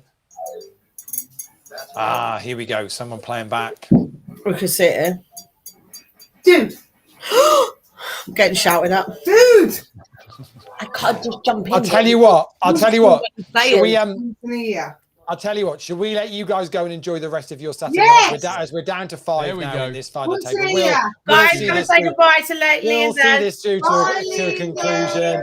Night, guys. Enjoy the rest Thanks of your for having evening, us, guys. guys. Thanks for Oh, being on you're the show. welcome. It's been fantastic. We'll catch up with you guys soon, yeah? Yeah, absolutely. Catch you guys soon. Take care. Take care, guys. Fantastico. There you go, Des. As we're on the bubble on the PLO as well now, so we'll keep an eye on that. Meanwhile, Crixus is all in against Carla Ree here, and he's going to get a double up with the deuces. So that's pretty good. That's just a regular Saturday night at Joe's house. You do know that, don't you? Just madness. Madness down there. Yeah, absolute crazy. And I thought Jason was going to go really deep in the PLO, but wasn't to be. Davey Blacklaw is chip leader in the PLO now at the moment. Good lad, Davey. Does a lot of updating with the tower and stuff like that. Yeah, and they're one off the money in that as well. So we'll keep an eye on that one. But say we're down to 5 here now, Des. So 2 of them are going to miss out on medals. And I'm not sure which way it's going to go anymore because stack-wise, it's kind of leveled out a bit here, really. I thought Mark Aces and Eights was going to absolutely crush this, but has very much been brought back into the pack here. And really now any of them, if he doubled up any of them, would see himself then as one of the short stacks. Yeah. Oh, it's gone very quietly. Oh, it's gone very quiet. You're sat there on your own between 2 dark boxes. It's like peaceful. You're in a lonely spot. It's peaceful, to say the least. And we've got other things to talk about. Obviously, a win for United against Liverpool today. Did Chelsea win? Did Chelsea win? Chelsea comfortably won. So yeah, women's Super League. What was the score in the game? United beat Liverpool 1-0. Late on, it was about 70 odd minutes. So to be fair, United ended up 2 points off Chelsea, but 9 points ahead of Arsenal and 9 points ahead of City. So it'll be the first time the Man United women's team will play in Champions League next year, which is a huge thing. And obviously the men's team got there as well, fell over the line, so to speak, during the week. So yeah, interesting times next year. They're already talking about maybe using Old Trafford for the Champions League games for the women's side, depending on fixtures and how it all will work. And I think that's great. Yeah, no, absolutely. The more profile we can give to the women's game, the better, because it's plenty entertaining. You just need to. But what you've got there in the women's, in the women's Super League is you've got 4 really, really good sides, and there's only 3 Champions League spots, and I think it's Man City that are going to miss out this year now, which you'd have thought would be unheard of with the development and money that they put into that side of the club, wouldn't you? Well, even Arsenal to be 9 points off United seems unlikely as well, given the success that they've had in the past. I mean, and Chelsea got there. I mean, United, I think, won their last 7 games in a row, but Chelsea had a number of games in hand because they were in Champions League games for a while, so they just basically won it. I mean, it all comes down to, I think United maybe drew a game against Aston Villa earlier on in the season, maybe 0-0 or something like that, and that's pretty much the difference between winning the title and not, which is just incredible, really, when you think about it. Let's see what Mark does here. Carla Ree has shoved all in after Mark's put 4 bigs into the pot, which is half the pot bet on the turn there. Difficult for Mark to make the call there now. Yeah. It's nearly a quarter of his stack just to call that off. Leigh, do you remember this man? And you must do, because we've seen a lot of them recently. Yeah, AJ. Yeah. Hey guys, great show. For your info, Star Sounder is me. So excellent. AJ well, Star Sounder is Star Sounder is second in chips in the PLO at the moment. So going strong there, looking to add to the gold medal he won in London earlier on this year. Ace King versus Ace 4. It's the Ace 4 that's at risk and is in a lot of bother. Can get out of it with a diamond. Is it going to be blue? It is going to be blue. Wow. Look at that. Look at that. And Crixus is going to get a double up. Yes. So AJ's. So we've seen him at a number of live events since crossing paths in London and winning that, and amazingly winning that whole tournament with Ace Jack. That wasn't a staged photo. That was actually his winning hand. AJ's winning hand was Ace Jack in London. You've got to love it. Good. In the same way, Rich Baker's winning hand in Nottingham was Pocket Kings. He'd done most of the damage the hand before, but Pocket Kings were the ones that he ended up winning it with. We saw some incredible hands in Nottingham last week on the stream. Do you remember the runner sixes? Jack the six, runner, was runner sixes was unreal, absolutely unreal. Ace Jack versus Ace Jack here, and I think this is going to be chopping out. They are, yeah, some incredible stuff on the stream. I mean, we did about 10 hours of live streaming, I think, in the end, from Nottingham last Sunday. We pretty much got most of the day 2, most of the exits, and certainly all of the final table and final couple of tables. It was it was an epic 5 days up in Nottingham. Thoroughly enjoyed it.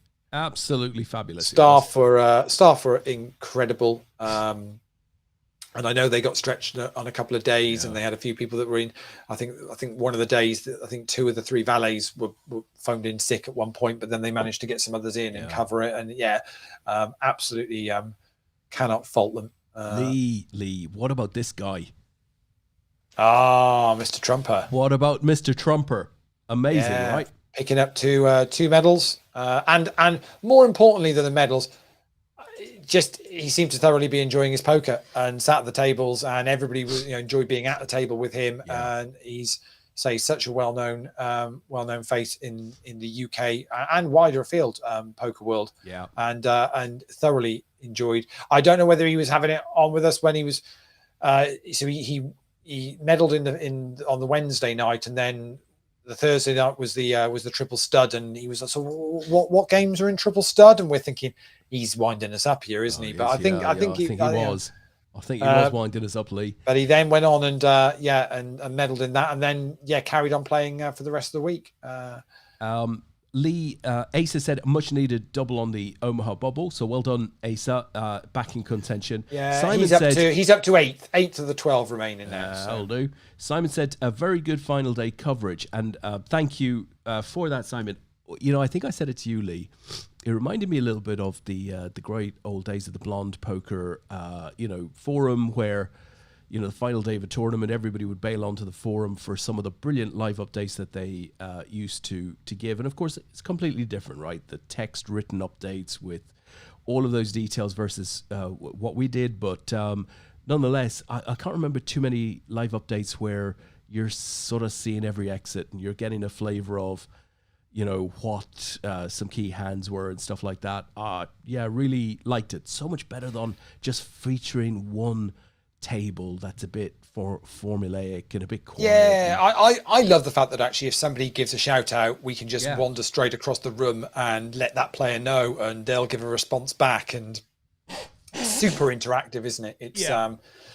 It's great to do that. If somebody wants a chip count on somebody, we can wander over and do that, and people can then dip in and dip out when they want to, and say there were bust outs on the day 2 that were were absolutely flying. Just watching Madlag UK put their 7.8 bigs in. It's going to get called by Zippy, and I kind of guess Aces and Eights is going to have to call as well. But 2 players still going to got some action to come on this. I think they might check this down. Is either of them going to have a stab at this, or are we going to check this down? I think we are. It's a bit fruity, that. 8s, ace 8, ace 8. The 8s are going to be good. So Zippy's going to win the pot, but we're going to lose Mad Lad UK in 5th place. So we're now on the medal bubble. And Crixus, who was the short stack not that long ago here, Des, is now second in chips. And it's Carlery that's the one that's at risk here with, although winning that stack. So it's got about 8.5 bigs now. Tony Ross has gone chip leader in the PLO, and still hand for hand on the cash bubble here. 12 players remaining in that. AJ Star Sounder is 4th in that. Robbie Box is John Seal. He's 3rd in chips, and Bloglaw is Davey Blacklaw. He's 2nd in chips. So they're the top 4. Oh, and Pear's 27. So Paul Haycock is 5th in chips, and Dan Austin is 6th. So loaded. So it's a loaded PLO. So we might keep an eye on that one. So Carlery doing the right thing there, and is going to get called by Zippy. Is ahead, and flops an 8. Oh, all sorts of options now for Zippy to bust Carlery. But is not going to. So double up for Carlery. And now, I mean, say we're now in a situation where all of a sudden Aces and Eights Mark is now just about the short stack at this final table of 4 left. How it's really turned on its head.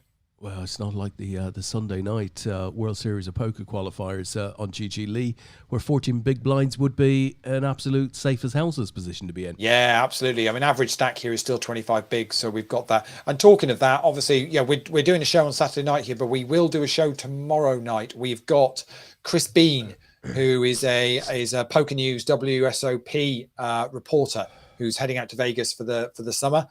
Chris is going to come on before he heads across the pond, and we've also got John Murray on, who will talk us through everything fantasy WSOP in the build up to that, because the whole thing kicks off next week. That's flown by. I mean, we were talking months ago, thinking it was ages away, and all of a sudden it's pretty much they're going to be shuffling up and dealing at the Horseshoe and Paris in Vegas. It's absolutely flown by. I've got my team in, Des. I'm done. That's good, Leigh. I've got 2, but I still have to press the button and go through the process. Yeah, I might put a second team in. I haven't decided yet. I'm thinking about it. I might put a second. Do you want me to run through who I've? Yeah, let's see. So I've got Matt Vengrin. Who's that now? Matt Vengrin. No, I don't know him. John Shorman. Yeah, no John Shorman. Yeah, okay. Ryan LaPlante. Yeah. Chance Corneth. Yeah, good pick. Yeah, Benny Glazer. Yeah. Corey Aldemir. Right. Yeah, Brandon Shack Harris. Yep.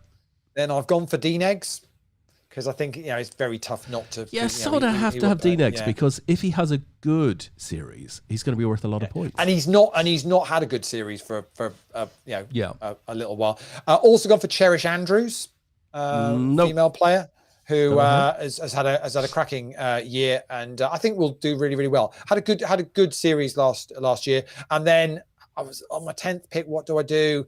And I've gone for friend of the show, Phil Helmuth. Just decided. Love it. Yeah, and you've got to go for Phil Helmuth, because he's likely to pick something up. Exactly. He's going to win something. It's just a matter of luck, really. He's changed his trainers. I don't know whether you saw on Twitter this week. No, missed that. We can talk about it a bit more tomorrow. But he won one of the tournament because he switched his trainers. So it's all about. So I've got a plan though, Des. So when I was out in Vegas in 2015, I had bought a new pair of trainers, which I wore, and for the pretty much, I mean, it's all I wore. Loved them to bits. Absolutely loved these trainers. And had some good cashes out in Vegas. First time I was out there. When I got back, I loved the trainers so much, and they'd already got a little bit worn, and I thought, you held them. I like these trainers. So I found another pair because they'd stopped making them. And I found someone that was stocking them, and I bought another pair, and they're still in the box. I've not worn them. I like it. What's not to like about that? And I'm now feeling this Vegas trip coming round now is the time to unbox the replacement trainers. Yeah. And so, I mean, all I'm saying is, if I'm going to sell Action 1.8. I think seems reasonable because I'm going to have lucky trainers. So look, Leigh, you've got the lucky trainers. You've got to go with that because luck is important in poker. But you do know on the flip side, everybody out there is going to be looking at you going, "Who's that bloke in last year's trainers?" Those trainers are not in fashion. Those were fashionable. Those were fashionable some years ago. To be honest, those Gola trainers were amazing. I bought the trainers 8 years ago, and they probably weren't fashionable 8 years ago. So there's no hope for them now, to be honest. So what would they be, guys, out there in the chat box? So I've said Gola trainers. I think that meets the brief. High tech. I mean, come on. What were high tech? What were the brand to have 10, 15 years ago that doesn't exist today? Talking about trainers. Yeah. This afternoon, I watched Air. The Michael Jordan Prime thing. Video, the Michael Jordan Nike deal film. Amazing, absolutely brilliant. Just a beautiful bit of nostalgia because of the the time, so early 80s, and they nailed that. So all, everything about the whole, the production of it is just perfect for that. I love it when they can get that actually spot on, and they threw in a lot of TV and music from the era as well into the whole mix. And obviously it's a very simple story, isn't it? There's no, you're not, it's like knowing that the boat sinks in Titanic. It's not, everybody knows that, that he signs for Nike. It's not an issue, but just telling that little story about how that happened, they managed to make it into, and it was very, very watchable for an hour and nearly a couple of hours. Thoroughly enjoyed it. So I'd strongly recommend that. And if you think about it, he broke the mold for how sports athletes were kind of sponsored then. That original deal was for $250,000. Yeah. And he wanted a Mercedes car as well. And then he then broke the mold in that he wanted a cut. Yeah. And it changed the way everything does. And they reckon he still now earns $400 million a year on the back of what Nike sell for the Air Jordan brand. That's unbelievable. So basically just literally sat at, doesn't have to do anything for that. That's what he does. To be fair, he does a lot of good with it as well. It's not as if he, it's And I tell you, Leigh, when you think of what he did and how how that broke the mold for individual sponsorship deals for athletes. If you think back to a previous friend of the show, Patrick Nally, who we had on 2.5 odd years ago, and what he did for the Olympics and FIFA and sports marketing generally by brokering deals between the likes of Coke and the Olympics and so on and so forth. I mean, it just gives you a sense of the scale of how big that was back there in the late 70s. Yeah, absolutely. Just ridiculous. So, and you think about it now, it's that sort of money. And I know, obviously, inflation and all that and everything else and what the value of money would have, but it's still just absolutely just ridiculous. Leigh, look on. So I'm getting abuse for my picks. Simon saying, "Good to see someone with worse picks than me." I mean, I didn't think that was that bad a team. I thought they were awful, Leigh. I have to say, until you got to Dean Eggs, I was just not happy with that at all. But I think, look, our viewers, and I say viewers plural advisedly. There might be viewers, there could be viewer. I think they're pulling the piss out of us on the trainer question that I asked. Name me a trainer from 15 years ago that was big then and gone now. Well, the Oracle has said Puma. Surely Puma is still a thing, Leigh, isn't it? Very much so. Is it? Yeah, I thought so. Mr. Elston. Freddie will tell you it is. Mr. Elston has said New Balance. Surely that's still a thing, Leigh. So do you know? So again, back to 84, when obviously Nike were trying to sign Jordan. Yeah. Do you know what the biggest basketball brand trainer wise was in America at that time? You just hit me with the year again. So NBA, so early 80s, so 84. I would have thought it's going to be like Adidas, right? No, Adidas were coming up. They were on their way through, but they weren't number one at the time. No. I'm not sure, Leigh. I'm not sure, but let's leave it out there for the guys. What was the big trainer brand?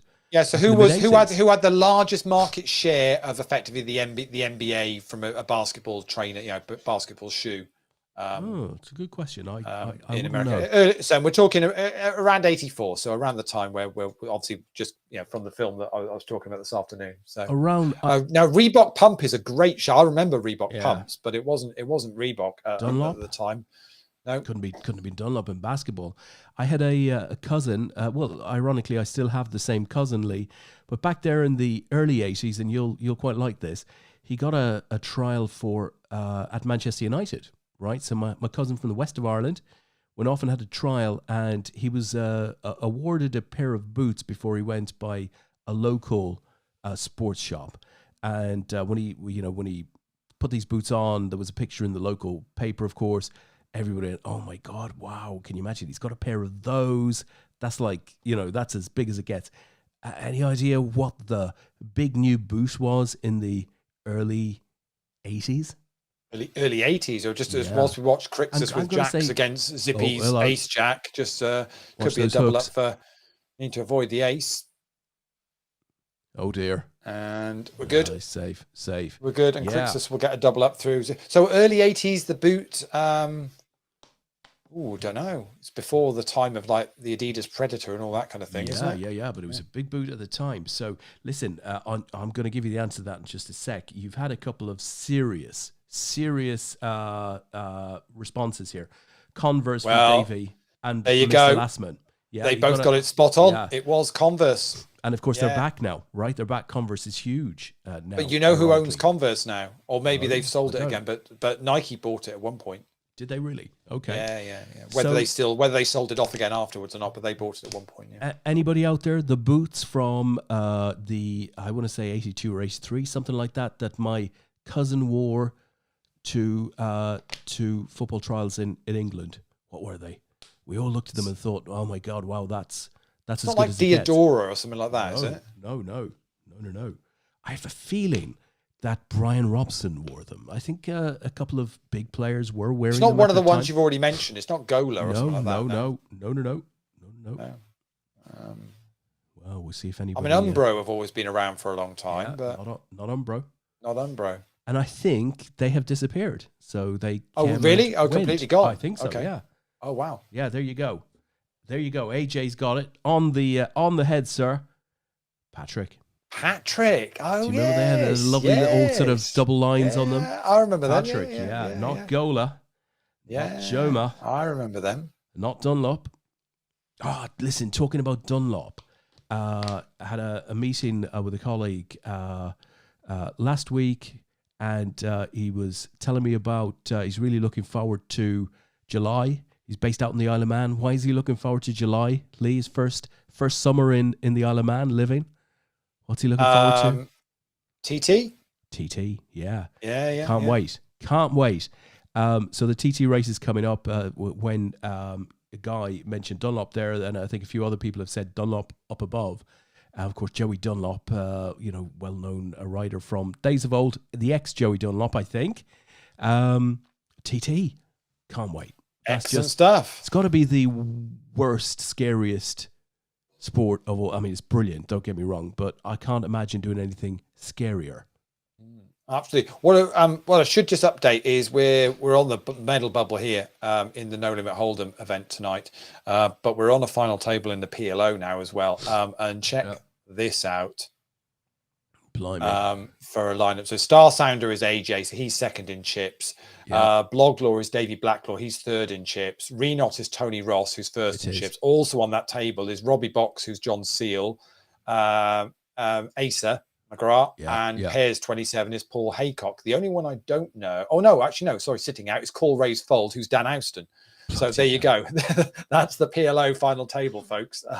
Sweet Jesus. That's pretty intense. They're all in the money as well. 7 of them left now, so they're guaranteed min cash of $88 already. But we'll keep an eye on that one as well. Dan is the short stack there along with Asa. Paul's not too far behind, ahead of both of those two as well. But Tony's up there with chip leader with 90 bigs in the PLO, so it's going to be a little bit way to go on that still, but we'll keep an eye on both of these final tables, and if there's any action on either of them, I will flick across so you can see what's going on. Yeah, Tony's doing what Tony does, as Simon says, soft PLO final table, lol. yeah, that's pretty insane. That got 69 runners in the end, so a prize pool of just over $1,500. Is that just a three-way showdown there? So nothing. I'm confused now. I'm confused. Mark Lastman says the TT starts this Monday. Okay, that didn't quite align with what I thought I'd been told. But superb if it does. But it's quite a big event, though, isn't it? There's a lot going on there, isn't there? Do they stream it anywhere? I wonder. Mark might know that actually. Mark's certainly was big into cycling. Mark might know. I've never actually watched it other than I'd imagine videos it's on YouTube. Something. I'd imagine it'd be on Eurosport or something like that, wouldn't it? Well, I'd have thought. It's just wow. Yeah, I'd imagine that they do. It's been going for such a long time. It's absolutely huge. Carla reshoves out to the big blind and gets that one through to Zippy Catru. So now Zippy Catru, who was who was kind of bossing this at one point, is now back down third in chips, and Mark Aces Nate, who went from huge chip leader to short stack four-handed, is now chip leader again. It's been a bit of a swingy final table. Raise from Zippy Katru out of the under the gun, repot by Carlery, and again gets that one through. So all of a sudden, very quickly gone from the shorter stack, reshoves two hands, and is now second in chips. Yeah, incredible stuff. Yeah, they're playing average stack here, Des, of 17 bigs now, so it feels like something's going to give here on this medal bubble. This no limit hold'em. Been a great couple of days though. Hope you guys have enjoyed playing these at home. So we've been doing the 2 bounty events on a Friday night, and these freeze outs on a Saturday night. $25 buy-in. I think we will put some generic satellites in for these moving forward. But the idea is that we'll run these the weekend after all of our live events for the rest of the year, and we may even fill in a couple of gaps and pick up a couple of the ones from earlier in the year which we've missed. So like we'll do an English one and an Irish. And a UK and Ireland, just to pick up the ones which we missed from earlier on in the year, before we were up and running with GG. When we've got some gaps in the autumn, I think is what we'll do. We won't run too many more during the summer because we're very aware of that. It's summer months. Players have got other things going on as well.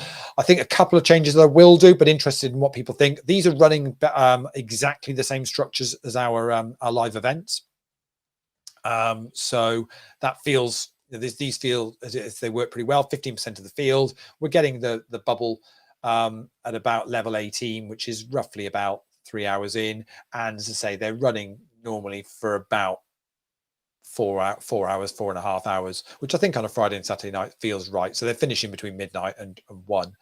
I think we'll possibly keep the re-entry on a Friday night, but I think I might just limit it to 1 re-entry rather than making it unlimited. Nobody really kind of fired in a lot last night, but and on that basis, I think 1 is probably enough. So we'll just keep it at 1, and that keeps it level. Just the fact that if you've been looking forward to playing the event, it's no different than a live event. You've been looking forward to playing this on a Friday night or a Saturday night, and you've freed up your evening to play it. And you bust in the first half hour, 45 minutes because of a suck out or whatever, having a chance to just go back in it within late reg doesn't feel an unreasonable thing to offer up. No, I would agree. Because there's nothing worse. Although there's other stuff to play on GG, I know most players really do look forward to playing these APAT events simply because of the structure and the competition of who you're playing against. And as we all get back used to knowing everybody again, it'll be good. So we're 5 to the hour, Des, which means players are on another break. As I say, I don't think once we get back from the break, this no limit hold'em is going to take too much time to come to a conclusion. I would agree. Yeah, I really don't think that. So, Guy in the chat just saying, Froome Poker Group, Mark Morris, and Mark Glasman saying, ITV4 highlights every night from 9 p.m. From Friday the 2nd of June, so from next Friday. Awesome. Ace is saying not about being up for work at 6 tomorrow. Leigh, tomorrow, Sunday, Monday's a bank holiday. It's not all bad. It's not all bad. No, we are at that kind of that weekend. Although I know even with the bank holiday, some people are working because they're providing services or whatever for those people that want to do stuff on a bank holiday, which is one of those things. All's good in the world. We know Asa does early morning starts, but it's nice to see him running deep in an event and saying he's locked up $88 on the PLO and might have a chance to ladder up. Nice. I mean, I'm only going on the bounty tournaments yesterday, so I think the no limit hold'em one finished at about 10 past 12. Something like that, 12:15, and then the PLO was done about half an hour later. So I wouldn't expect these to be much different because they're exactly the same structure, just without the bounty. So I would expect them to finish in a similar position. And as I say, there's no limit hold'em one now. 16 bigs is the average stack with four players left. This is just a case of we're going to get some chips in a minute here, I think. I think that's going to be a thing. And then, of course, we've got final day of Premier League tomorrow. Not a huge amount to play for. Up top, I think pretty much everything other than the final European position is already confirmed, and it's just then this little relegation situation that needs to be sorted. Yeah, I mean, like you, I think Everton will have too much for Bournemouth tomorrow. I think the big story would have to be Frank Lampard leaving Everton with 8 defeats out of, 9 or 10 matches or something? Yeah, that's potentially the one that could do for him. I don't think what Dyche has done coming in now has been bad. I think he's tried to stop the rot. It could be that the damage was already done earlier on in the season. That is for sure. Yeah, so I see Simon's post a new DTD festival end of June. DTD Rewind, old style formats. I haven't seen that.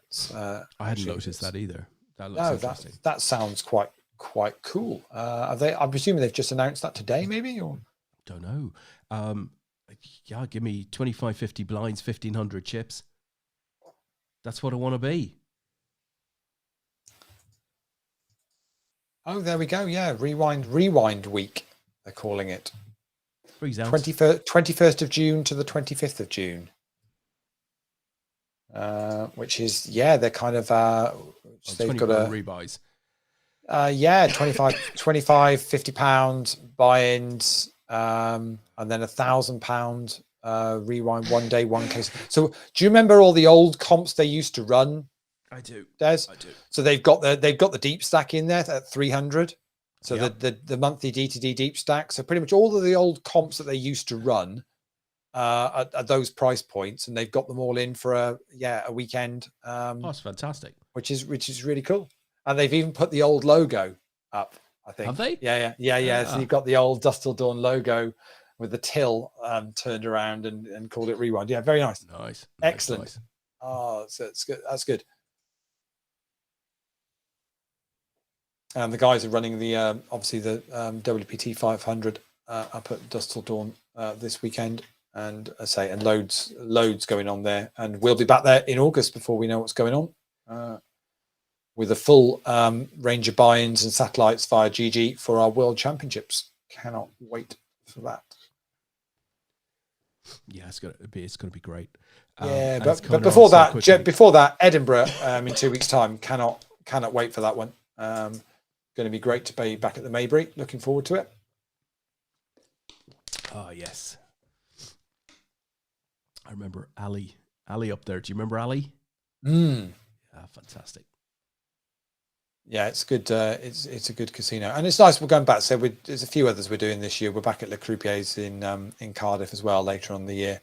We haven't been there for a little while. It'd be nice to get back to Cardiff for an event as well.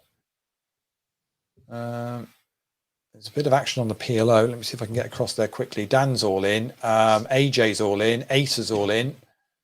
I think AJ's going to scoop there depending on the river. Oh, it's a flush on the river for Acer with a top flush. So that's Dan's going to get a side pot, and it ends up that AJ ends up just effectively giving a chunk of chips to the both of them. Wow. And Ace has gone from 7th, so 7th of 7 to now 2nd in chips. So he might have wanted. I was going to say he might be up early in the morning, but all of a sudden that $354 up top is looking a bit more possible. Oh yes, it is. So on we go. So yeah, just in case you missed it earlier on, the holding tanks and online day one for Edinburgh are in the GG Poker lobby now. There'll be satellites running next weekend, so Friday, Saturday, Sunday, Monday for those £5 into £20, 20 into 120s. If you want to try and get in on the cheap for those, or just use GG Poker just to buy in. They'll do the bounty protection, bubble protection, should I say. Ace-8 against King-Queen. It's the King-Queen at risk, and Zippy's hit. King's hit. Just needs to avoid an ace or a 10. And does. So we'll get a double up through Mark, through aces and eights. Yeah, so if you want to buy him for Edinburgh, yeah, GG's the way to go because you'll get the bubble protection on offer as well for that. And if you do fancy Edinburgh and want to play the online day one and get yourself a stack and then just come up for the Sunday, then that's an option as well. Because you can play that a week Monday at 8 o'clock on GG. That runs for about 3.5 hours. So it'll go to about level 18 normally, roughly when we get to 15% of the field of that. The one for Nottingham the other week got 40 odd runners on that Monday, and hey, the guy that was chip leader in that, how did he get on in the overall comp? I think he did all right. I seem to remember this picture of him towards the end. Yeah, that looks like that would be the one. He seemed quite happy. Yeah, I think he did all right. That. So Rich Baker was our chip leader from the online day one on GG Poker, one of 6 that made it through to Dusk Till Dawn, and he only went and won it. So it's well worth having a shot with GG and play the online day one.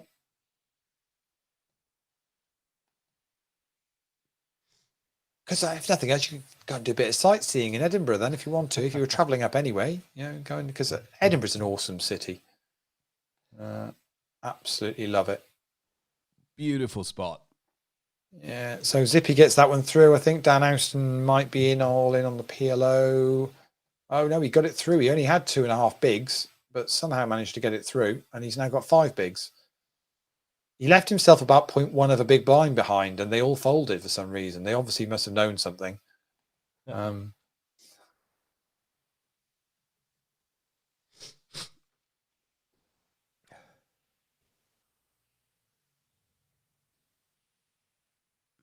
only good thing about you having man flu and me hearing you sniffing a bit and sneezing or whatever is because we're virtual here. It means I don't need to worry about catching anything. So I know, best way to have it.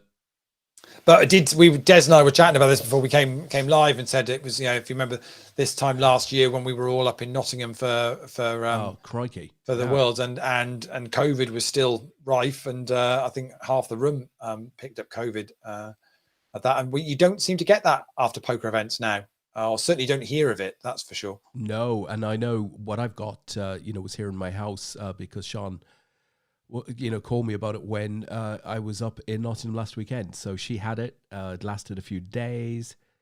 It's not, it's nothing more than just sort of a heavy flu. Yeah, Tony rivered the 6 there, which gave him trips, I think. AJ was well ahead up until that point, but it got checked down.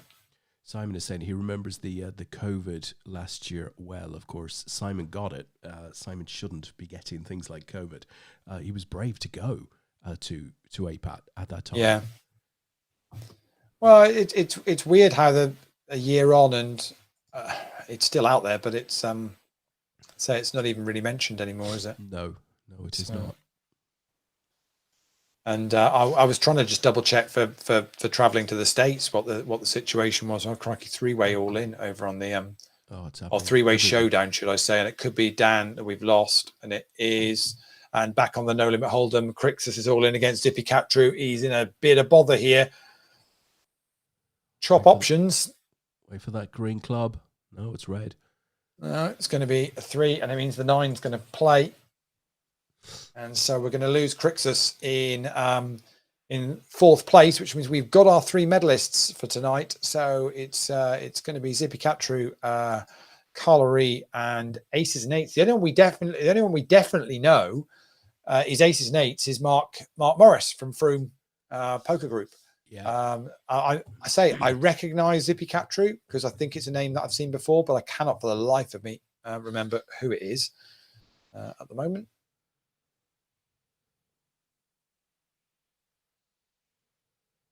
So we're in the medals now, and no hanging about here.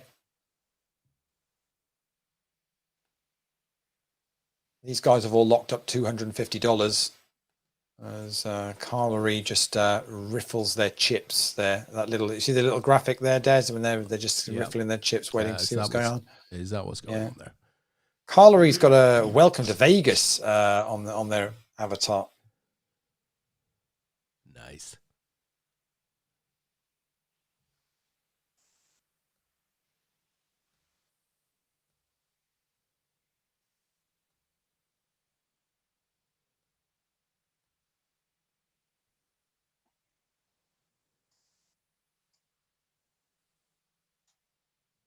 So Ian Barber in the chat says, GG, I got a t-shirt. So I don't know, that means the t-shirts have arrived. Fantastic. So hopefully that's what that means. Picture or it didn't happen. Yeah, I was going to say, yeah. I never even got the email, Des. I don't know what happened. I mean, I want a t-shirt. I never even got the email. I should drop him a message and let him know my thoughts. I think you should stay quiet on it, Leigh. Stay quiet. Yeah, it's probably we got more important things to chase after. Oh, it's just handy to have an extra t-shirt for when I go away. That's all I'm thinking. You know, it's just useful. Saves me having to go shopping.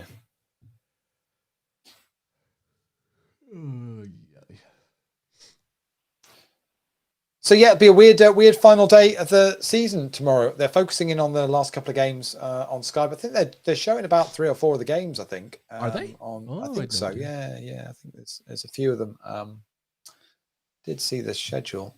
Got a taste of the old can't be bothered, Leigh. Really, you're at that point. Just because I got a bit of man flu, I think. So Sky are showing the Villa Brighton game, the Everton Bournemouth game, and the Leicester West Ham game, and BT Sport have got the Leeds Spurs game. So there's four on. Wow. Yeah. Well, I'll find a link somewhere and watch the Liverpool Southampton game. Well, there might be a few. I've done a little cheeky. I put triple captain Mo Salah for my last week of fantasy football. I'm expecting a good. Well, I say a good performance tomorrow. There's every chance that Klopp might, put Firmino on and a few of the others. So you don't know what sort of team you might get. But, are you even playing for it? You're not even playing for a position, are you? You are absolutely nailed on. We're 4 points behind you guys, and we're 4 points ahead of Brighton. So and Tony has just knocked out Asa. Crikey, is how much that's moved in the PLO. And Tony Ross is absolutely smashing that now. There's 5 of them left, and he's got more than half of the chips in play. Absolutely crushing that. And all of these guys now are desperate for a medal. There, 5 of them left. Meanwhile, hand building here between Zippy and Carlery, and Carlery's made the call there on the turn, so kind of get the feeling. Meanwhile, Tony and Paul Haycock are in a hand on the PLO, and I've got a funny feeling chips are going to go in there. There's 25 bigs in the middle. Paul's only got 9 behind. Tony's got 83 bigs behind. As Zippy wins that one, let's scoot across to the PLO quickly and see if that happens. And I'm not even sure whether Paul put a bet out, whether Tony just folded. It was 3 spades on the board, so it might be that's what happened. I didn't see a bet from Paul, but he might have fired. He might have just gone all in after Tony checked and then he folded. So Paul is 3rd in chips there. AJ Star Sounder 2nd in chips, and John Seal Robbie Box is a short stack with Davey Blacklaw with 20 bigs there. But Tony is doing, as you say, Tony doing what Tony does, which is absolutely smashing this PLO, and he's certainly not going to let up. 5-handed. Meanwhile, back in the No Limit Hold'em. Yeah, go on. Yeah, maybe an APAT Super 6 league next season. We've done that before, haven't we? In fantasy football leagues, we tend to do a lot of that type of stuff. Yeah, I need to look and see who's going to win the APAT fantasy league, because with 1 week to go, I'm not even sure whether it's a close thing. It might be that it's our tilt. Let me go and have a look at the league. It might not even be a close run thing. Let's have a look. I know a couple of our guys were absolutely romping it near the top of the. Let's have a look. So Gary Hollands is still ahead by 10 points. He's 10 points ahead of Jake Dursley. And then there's a gap of 24 points to our very own Tony G.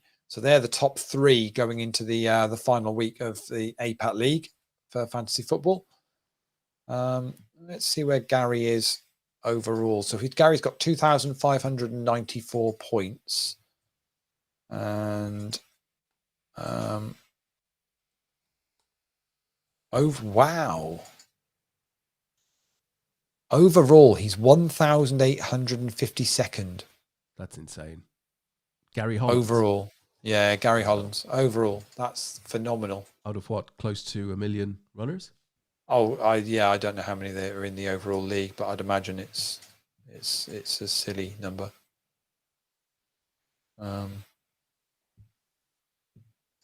Yeah, well, I'm 1.3 millionth. So yeah, and I've got fairly decent. You're doing okay. I'm only like 3. I'm about 500 points behind the leaders, but leaders got quite a lot though. Got 2,007. So leaders got a good 100 and something on points above. But I know there's some guys out here that put in I'll put lots of teams in and run the whole thing and all that kind of thing. So Aces Nate's winning that. John Seals all in against Paul. Let me see if I can quickly get over there. And I think John's won that one with a flush. So he gets a double up through Paul Haycock. And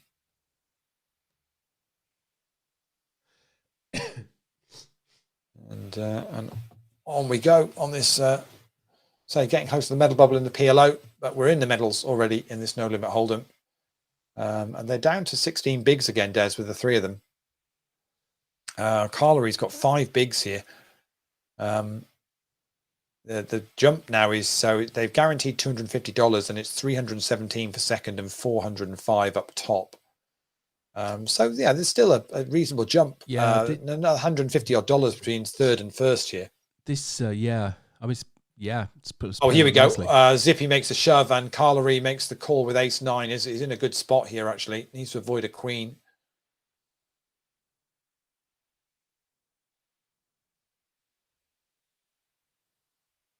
And does, and he's going to get a double up. And John Seals all in again against Tony. And Tony rivers the flush. So we're going to lose John Seal in 5th place. So they are now on the medal bubble in the PLO. But you look at the stacks there, Des. So Tony's got 90 bigs. Davey Blacklaw's got 18. AJ's got 13. Paul's got 13. I mean, Tony is absolutely crushing that PLO final table. Really is. You kind of can only see one winner there, can't you? It certainly looks that way. Meanwhile, back on the No Limit Hold'em, and it's a raise from Carlary to 3 bigs out the button, been called by Aces and Eights by Mark, repop by Zippy in the big blind, Zippy Catru, who gets that through.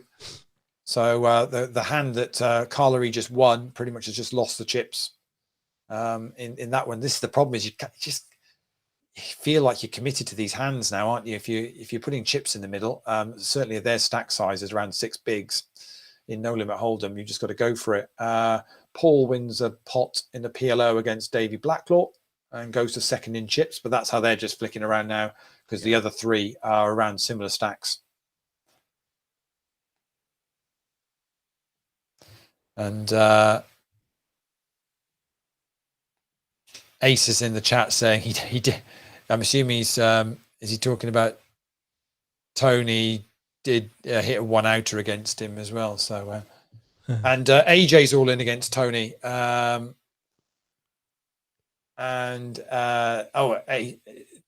got aces, so ace on the turn, and he's going to take that one. So Tony doubles up AJ. He needs to give some of these chips back, otherwise it is going to be a 1-horse race.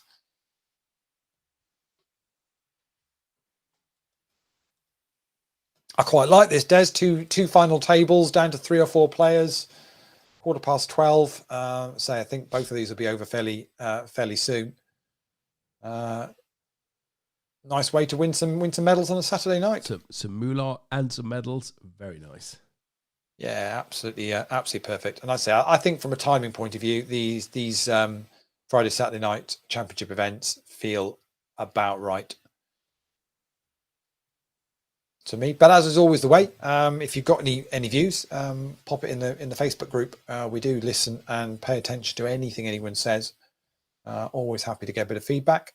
Tony plays back against Paul here, who put in 6 bigs on the turn.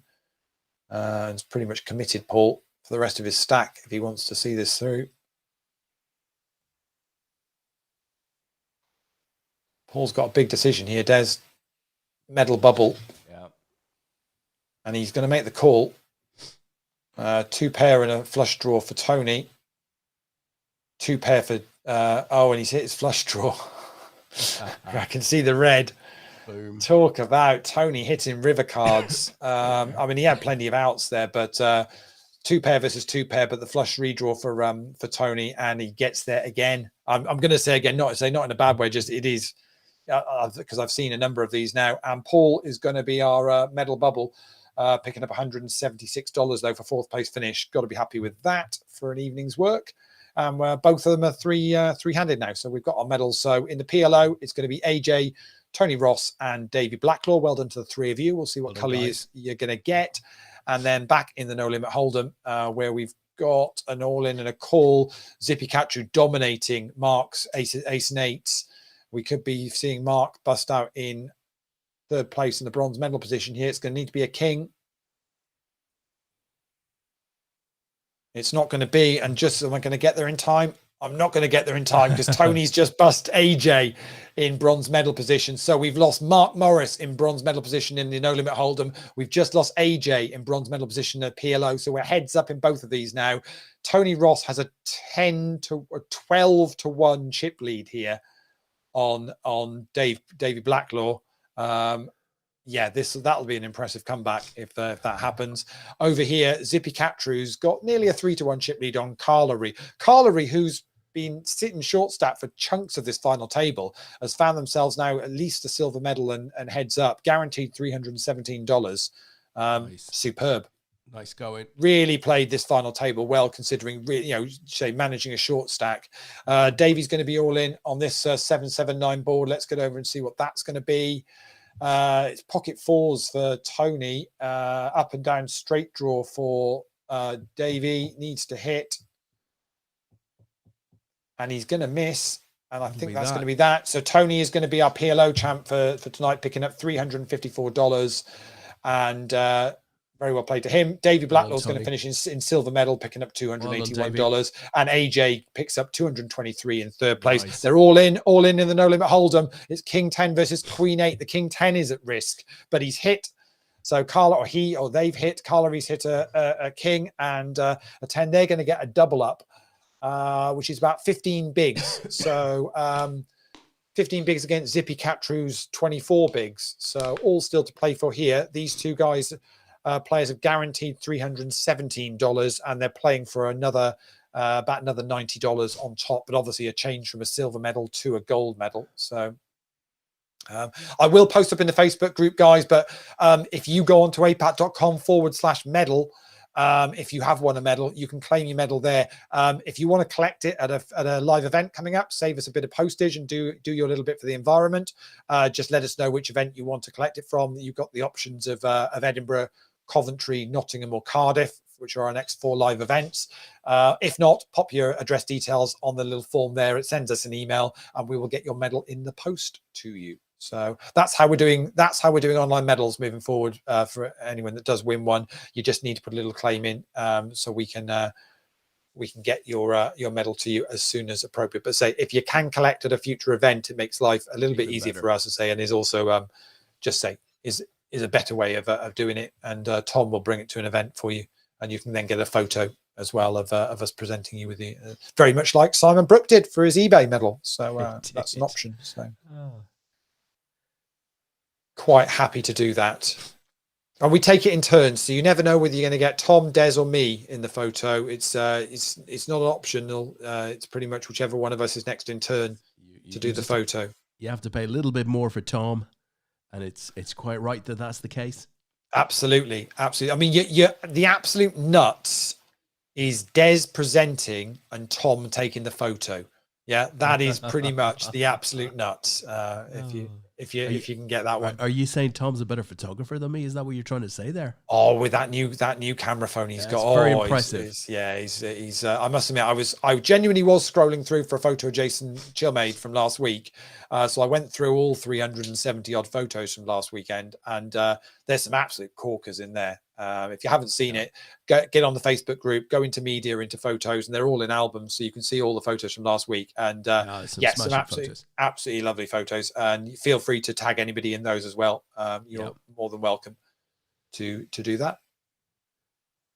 Very good. So PLO finished, and I said to you, Des, I think they both will be done within sort of 20 minutes back from the break, and we're there or thereabouts. As GG Poker is just telling me that I've been gambling for another hour. Do I want to keep playing? Yes, I do. Yes, I do. So let's see how this one just plays out, and then we'll be done. And then our weekly schedule starts up again on Monday to Friday, and then from next Friday is the satellites for Scotland. So to either get you into the online day one for the Scottish Championship, which is a week Monday, or you can use it to buy into one of the two holding tanks for the live day ones for Scotland. If you fancy getting involved in that, I'm sure Des will be able to pop up the dates on the screen for you for Edinburgh. There we go. So you can see that we're at the Grosvenor Casino Maybury from Friday the 9th to Sunday the 11th. Day 1A live is Friday evening from 6 o'clock. Day 1B is on the Saturday afternoon from, I think it's 2 o'clock. And then players will return on the Sunday the 11th for the day 2. If you've got a day 2 stack, you are in the money. And then there is some side events as well across the weekend. And we'll be medal hunting in Edinburgh. Cannot wait. Really looking forward to that. Myself and Tom will be up there for that. And we'll be live streaming from Edinburgh, technology permitting that we've got a decent signal. I'll be live from Edinburgh, and Des will be pushing all the buttons at home. So it's 2s versus King 10. And and Zippy's hit a king, which means if he can avoid a deuce or a 4, we're going to have a winner here. That looks like an ace to me, and it is. And there we go. It's all done. Zippy Cattrue is going to be our UKCOAP online No Limit Hold'em champion, picking up $404 and the gold medal. Very well done to them. Very impressive final table performance from Carla Ree that picks up the silver medal and $317. And Mark Morris, aces and eights. Froome Poker Group, well, very done to you, Mark. You pick up $249 and the bronze medal. There we go. Another 2 sets of medals done, Des, and we're done for the night. Yeah, lovely jubbly. Great night, Leigh. Thank you for holding the fort, as it were. Guys, we are back tomorrow night. So it's not your typical week-long wait. We're back tomorrow night. If you fancy going again, 10 p.m. In the APAT Facebook group, and we're just going to have a laugh. Watching some very expensive World Series of Poker qualifiers play. Well, that's it. It's very much a World Series of Poker night. So we'll watch the qualifiers on GG, and we have one Chris Bean on, who is Poker News reporter that will be at the WSOP. Adam Small. Small. First APAT medal. There we go. Wow. There we go. Do you know, I said I know the name, and I couldn't put the real name to it. Yes, that's right. It is Adam. So very well done. Very well done to you, Adam. Really enjoyed your play tonight. Yes, so tomorrow night we'll have Mr. Bean. We will have Chris Bean on from Poker News before he heads off to Vegas to be reporting over there for the summer. And we also have the one and only John Murray, part of the dream team that puts together the APAT Fantasy WSOP competition every year. John's write-ups are absolutely incredible. If you ever want to just keep up to date what's going on in the World Series, get in the group. He will report on each of the events as they come to a conclusion. But if you've also got a little, what do they say, skin in the game, Des, and you've got a fantasy team as well for a bit of fun, it's well worth getting involved with for a tenner in and to do that. But John is so knowledgeable about the players and what's going on over there as well. We'll have a cracking hour and a half chat to those two guys, all about World Series, whilst watching some crazy people play 3 big blinds trying to win a 12-grand package. What more would you want to do on a Sunday night from 10 o'clock? Yeah, it's a bank holiday weekend, Leigh. You don't even have to get up early unless you're one of the unlucky few who will, in fact, have to get up early. I hope you're not. Right, guys, I think with that, we shall leave it for tonight, and we will see you back tomorrow evening at 10 o'clock. Night-night, guys.